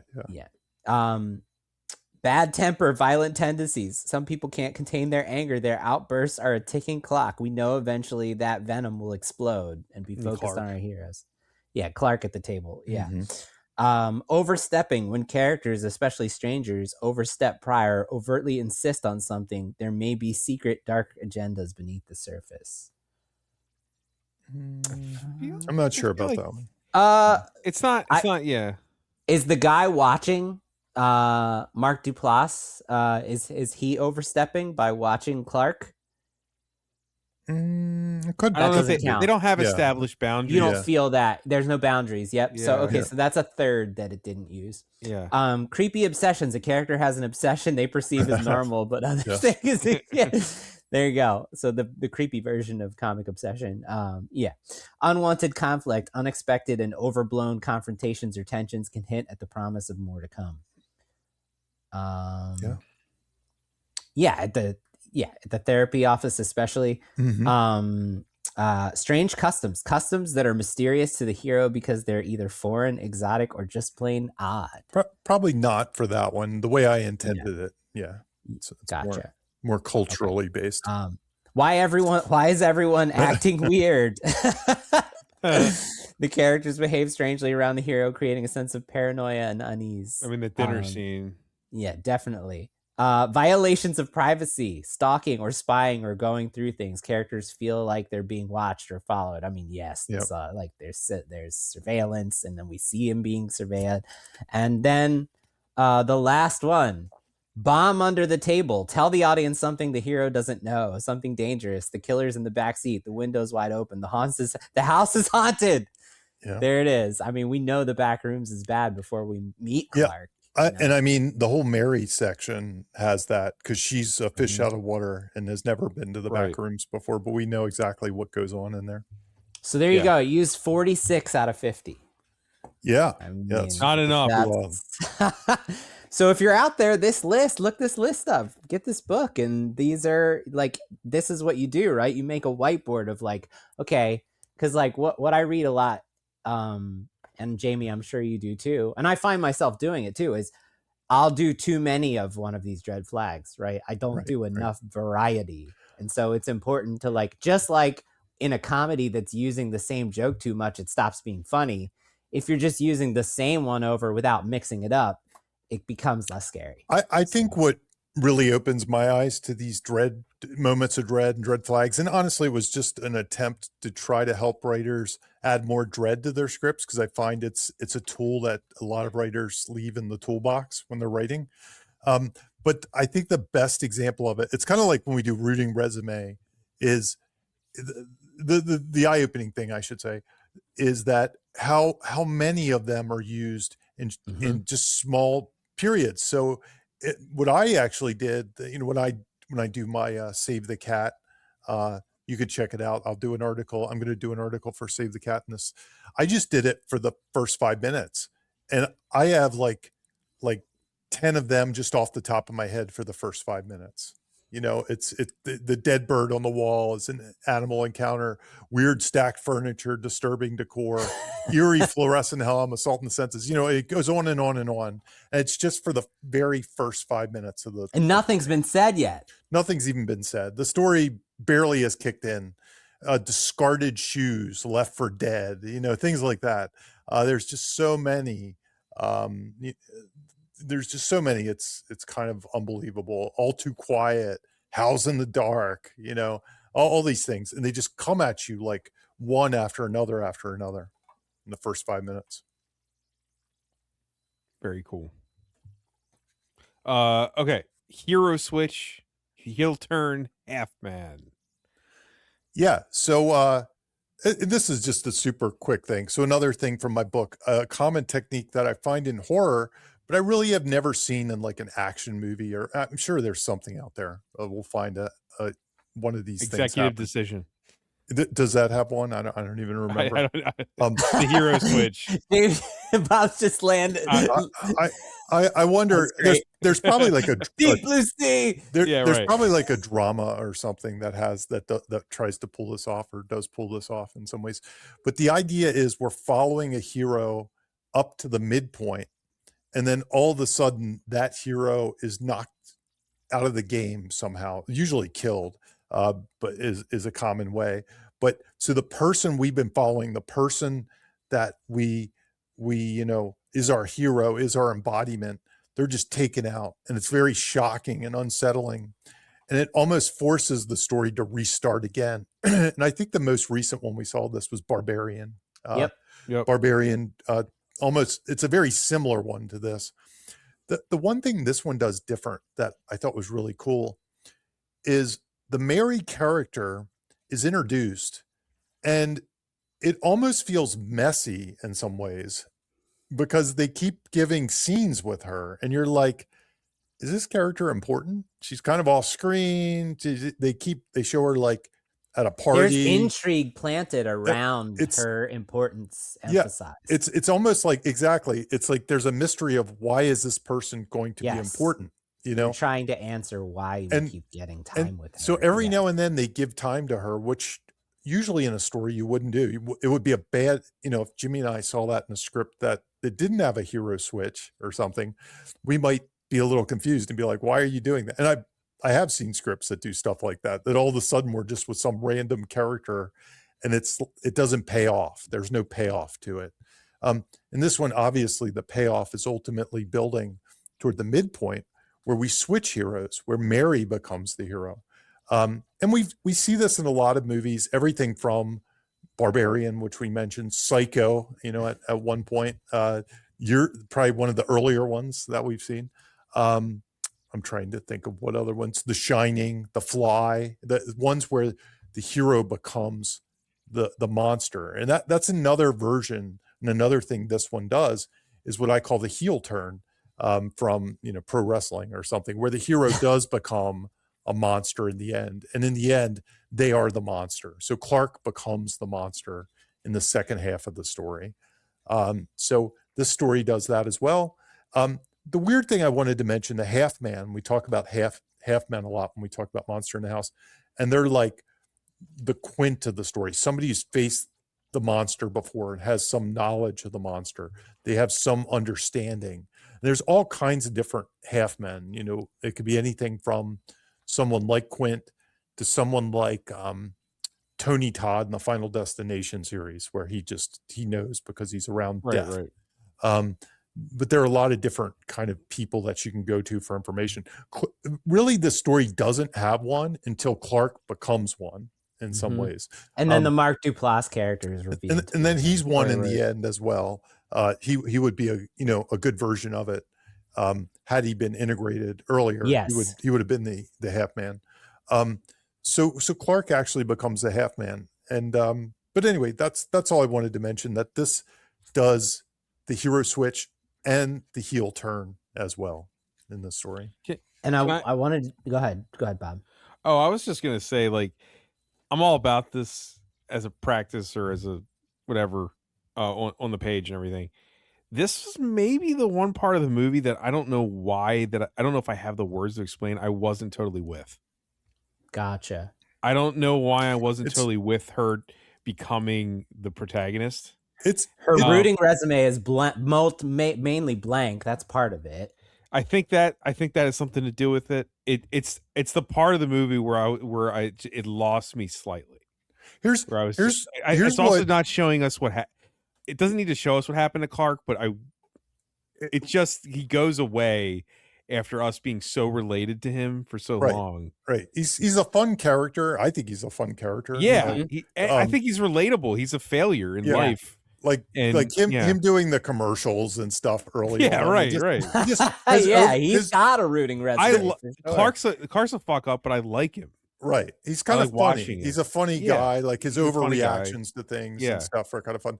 The danger of this, and I think this movie shows the danger of this. I was on board with it because of, I think, the brisk pace of this. You know what I mean? It happens off fast. Yeah. This movie is so fast that I think it works very well. But in this particular case, it almost gets repetitive when Mary becomes the thing, because we already know what the first rooms of we already seen a fish out of water story into the back rooms. Her walking into the back rooms, that discovery moment is not. It doesn't hit.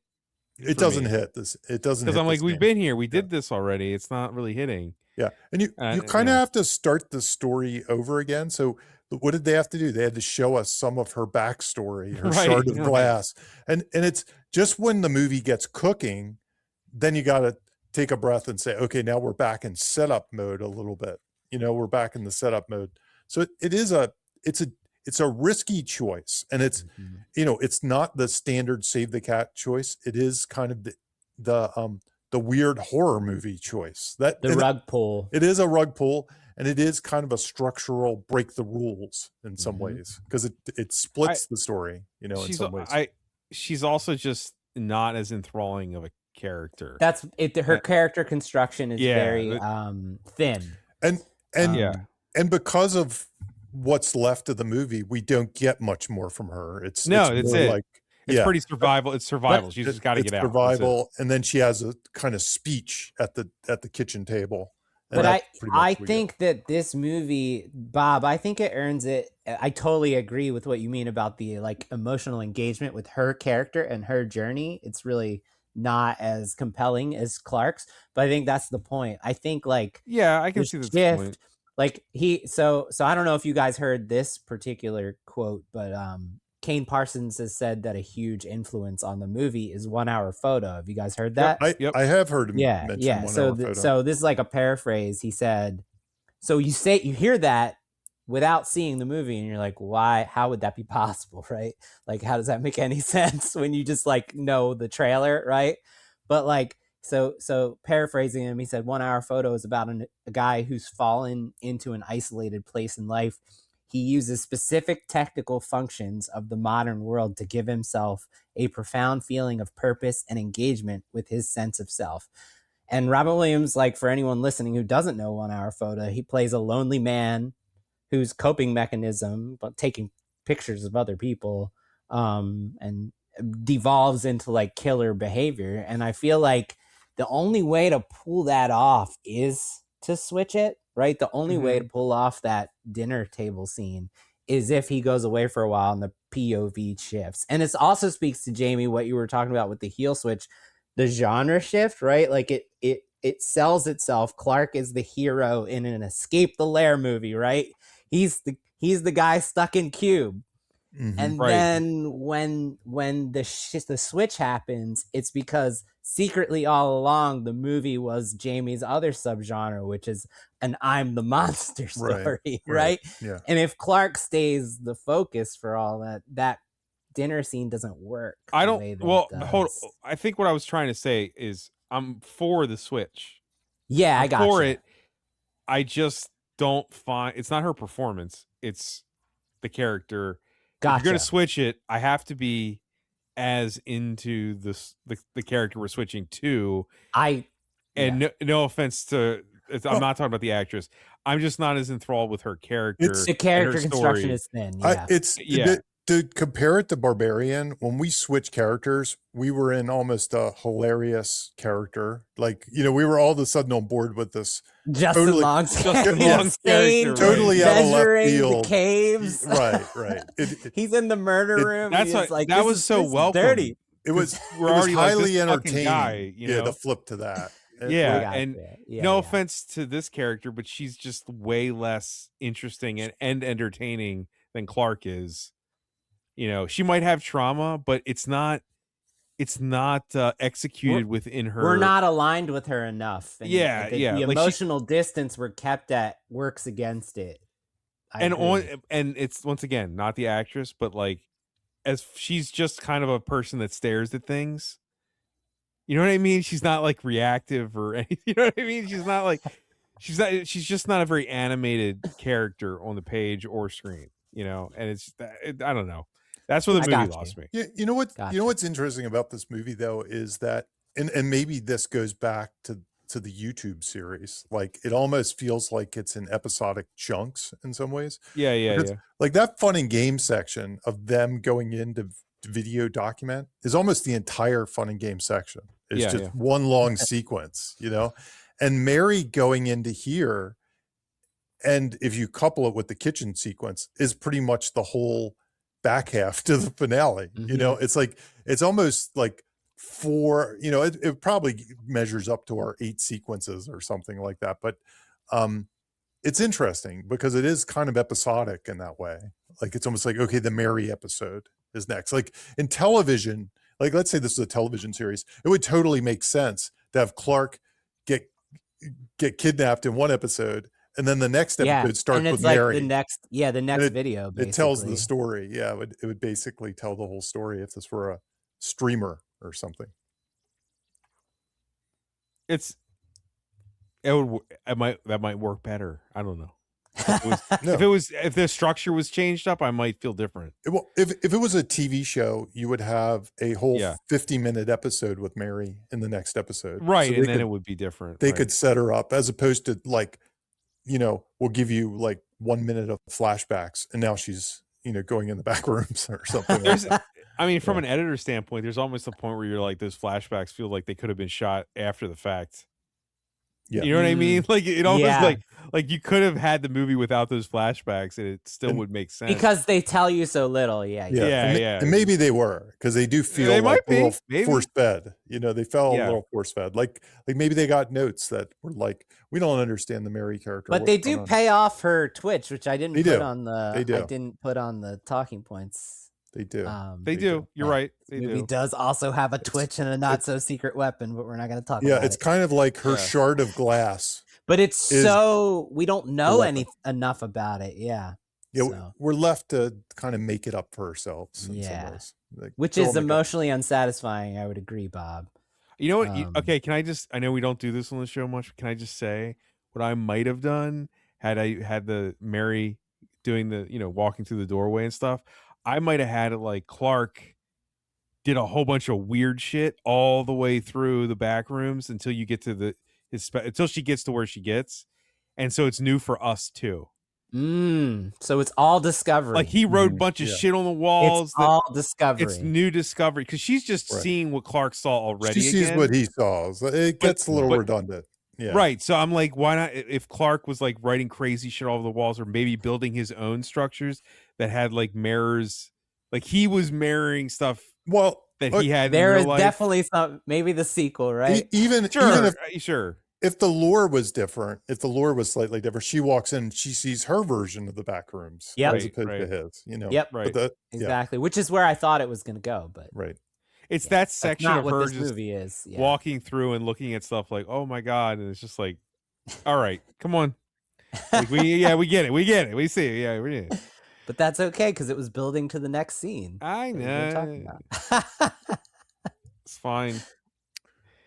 I really love the movie. It's just no, you don't. Yeah, I love. He wanted Jamie's version. That's right. I'd watch Jamie's version.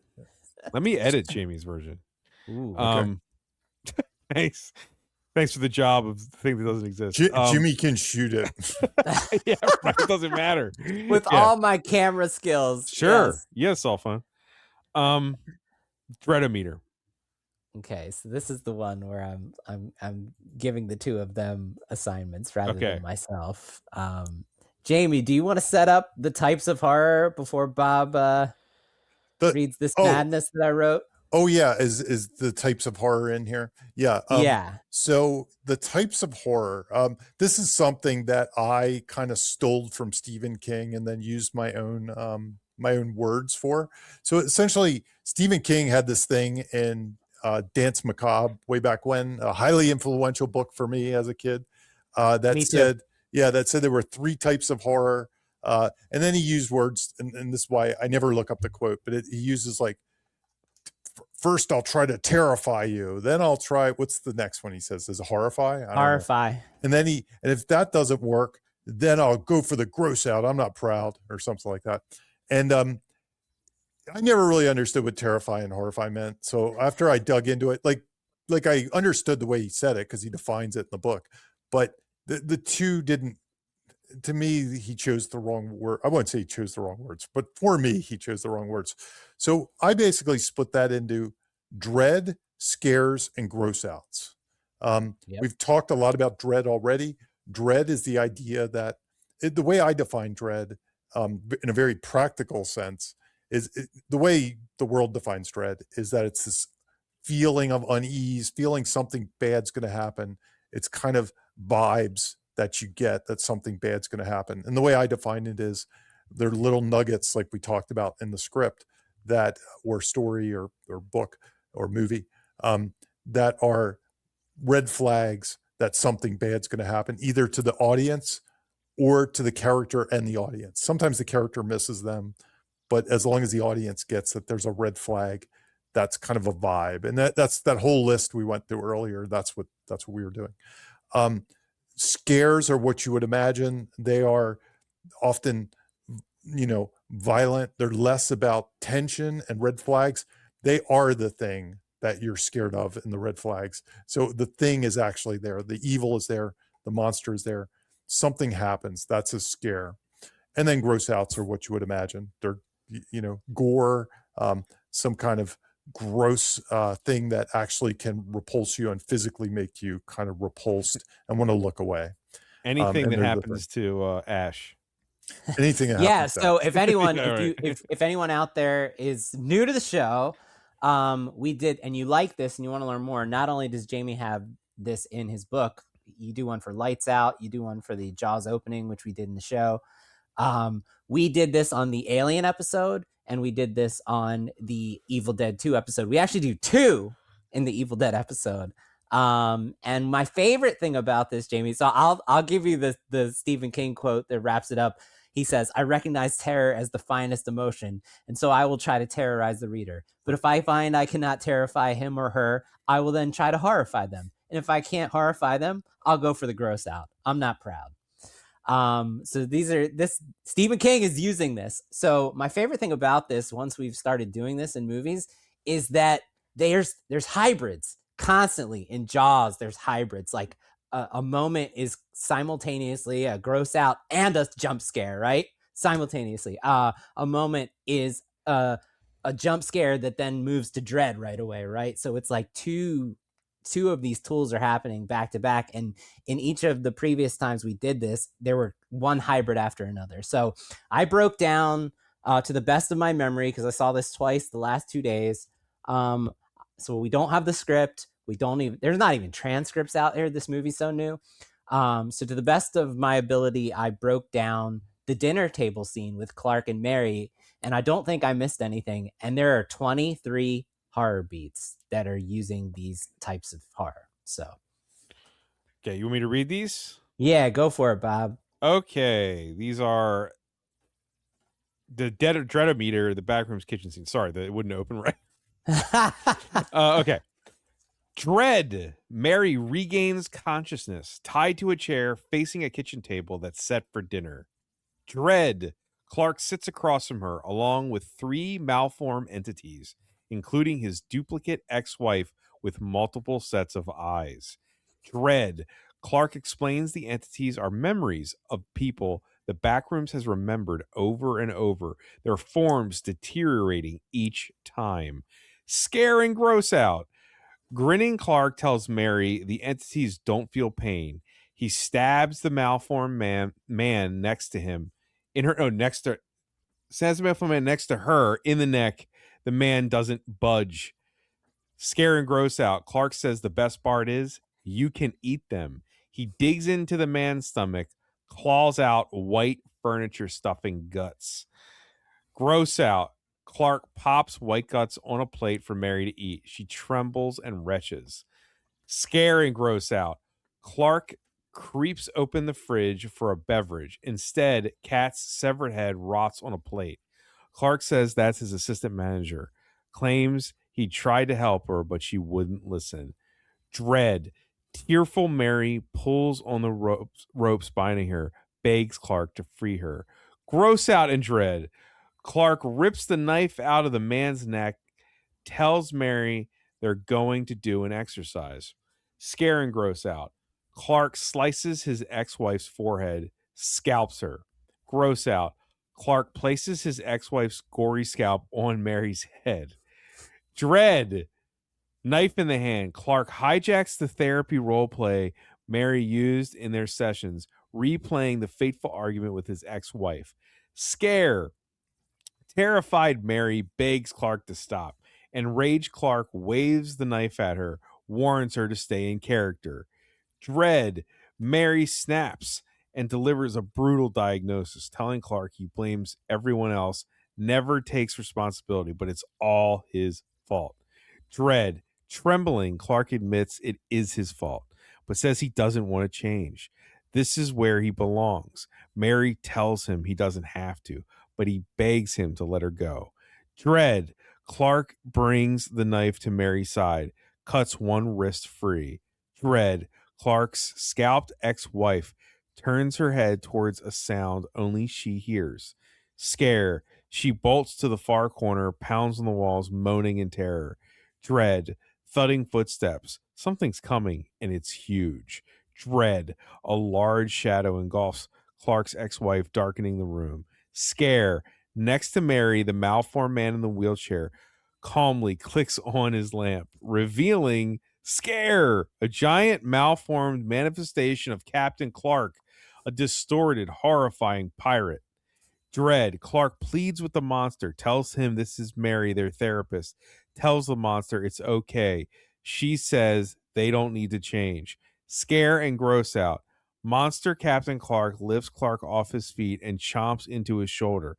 Clark screams, blood flows down his back. Dread, Mary seizes her chance, escapes the room.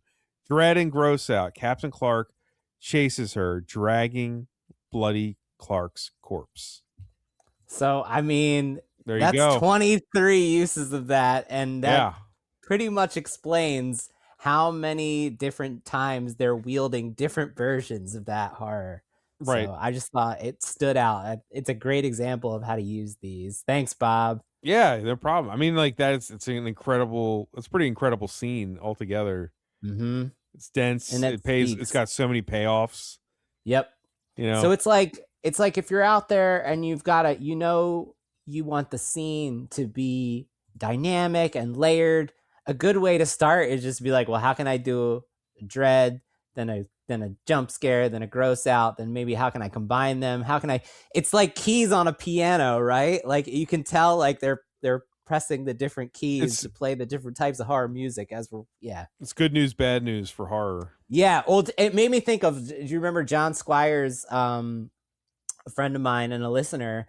When he learned about good news, bad news, one of the first things he said to me is like, for horror, it works the opposite way.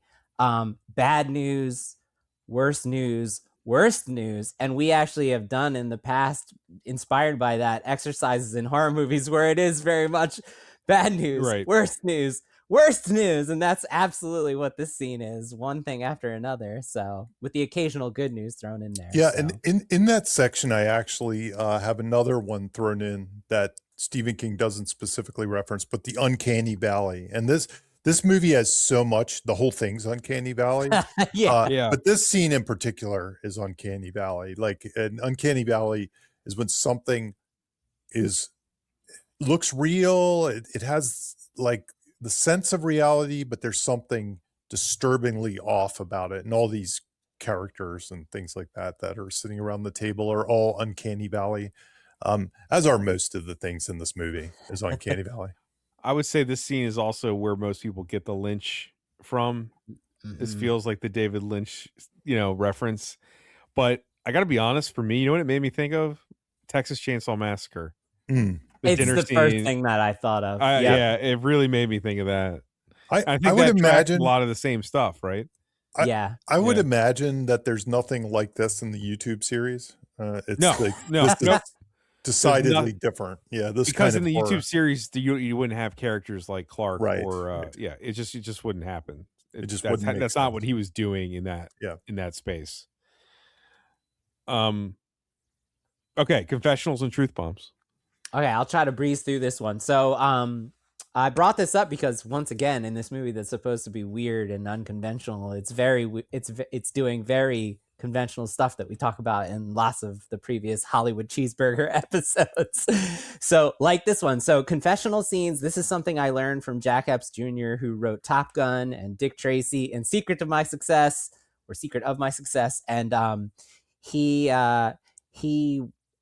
was a consultant on some of my scripts, and I went to a bunch of his seminars, and at one point he was the head of screenwriting at USC. So the dude knows his shit. And I've also heard it called from James Mercurio, the killer share. This usually comes at the character's low point or like the end of second act or soon after. And it usually comes in the form of a character telling a story about their past that displays admission of a problem they need to overcome, or a character seeking atonement. We gave on past episodes of the show, we talked about Toy Story. It's Woody, like when he's under the crate saying, what chance does a toy like me have against an action figure? I'm the one who should be strapped to that rocket. In Die Hard, it even works for side characters. In Die Hard, it's the moment where Al says, I had an accident. I shot a kid, right? It's his confessional moment. Something we've been noticing, and I can't remember specific examples, but it has been coming up, is sometimes instead of confessional, it's the opposite. It's a truth bomb. That's a new idea here. Truth bomb.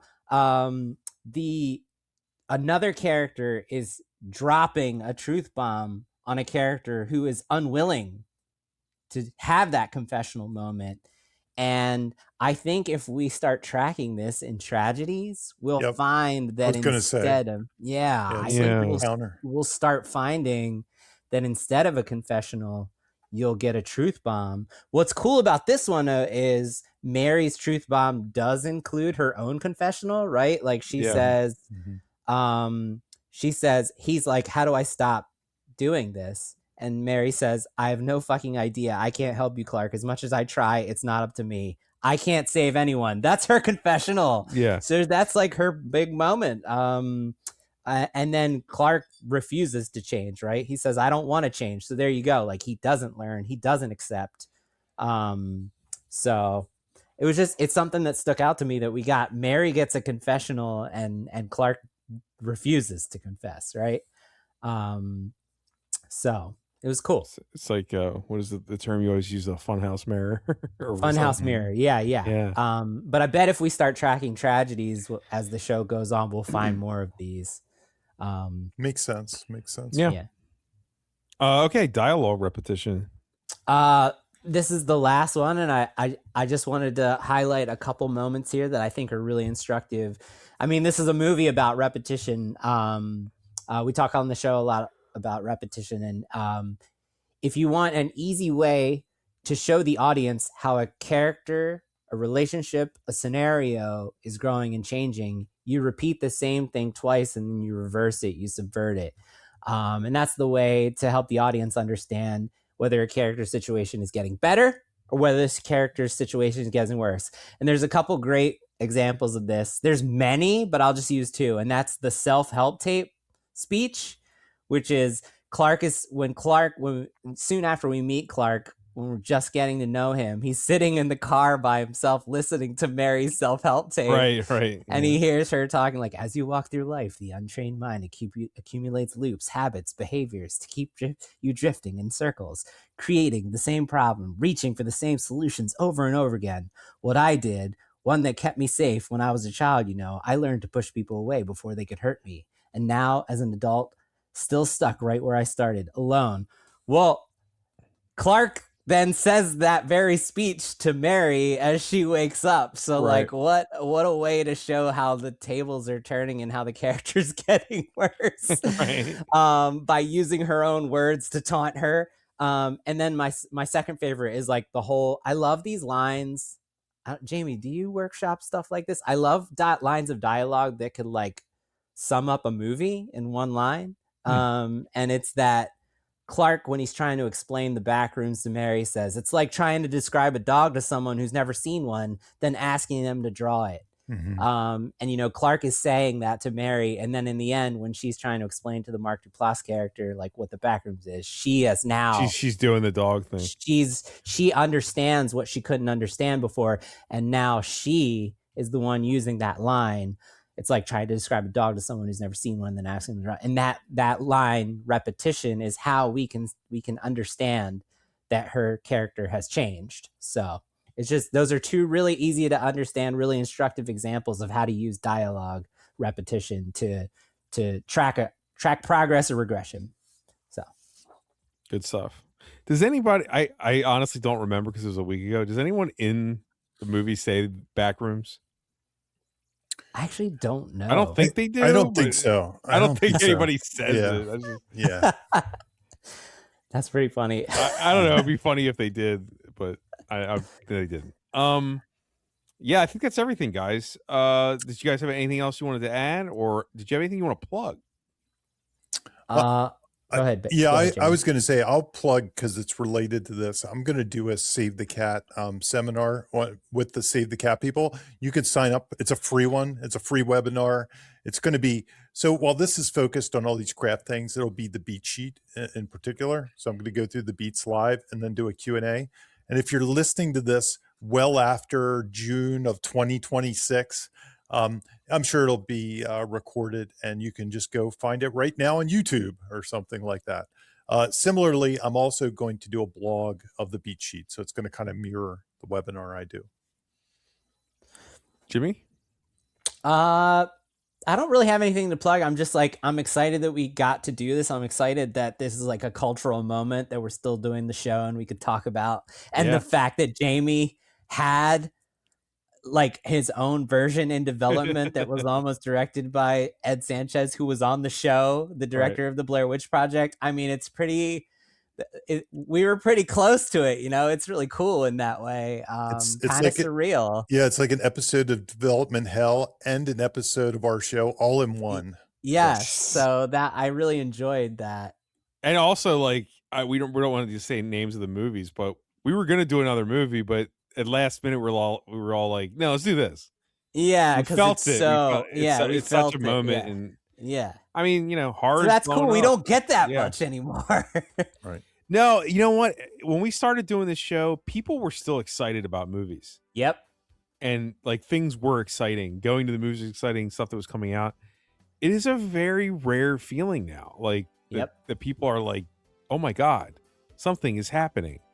Something at the theaters is cool. And God, that's depressing actually. But I'm glad it's happening. Yeah, I'm glad it's really happening. Good. Yeah. This is not, another Electric State episode for sure. Thank God. That's like half my favorite episode of the show because how depressing it is. Like it's our Dark Night of the Soul. I've never even heard of that movie. What's Electric State? No, just 320 million. We talked about it for 2 hours, and Jamie doesn't even remember. What is it? $320 million for Electric State, $10 million for Backrooms. Hell yeah. That's where we are. All right, guys. I think that's everything. Yep. Thanks for listening, everyone. Thanks. Bye.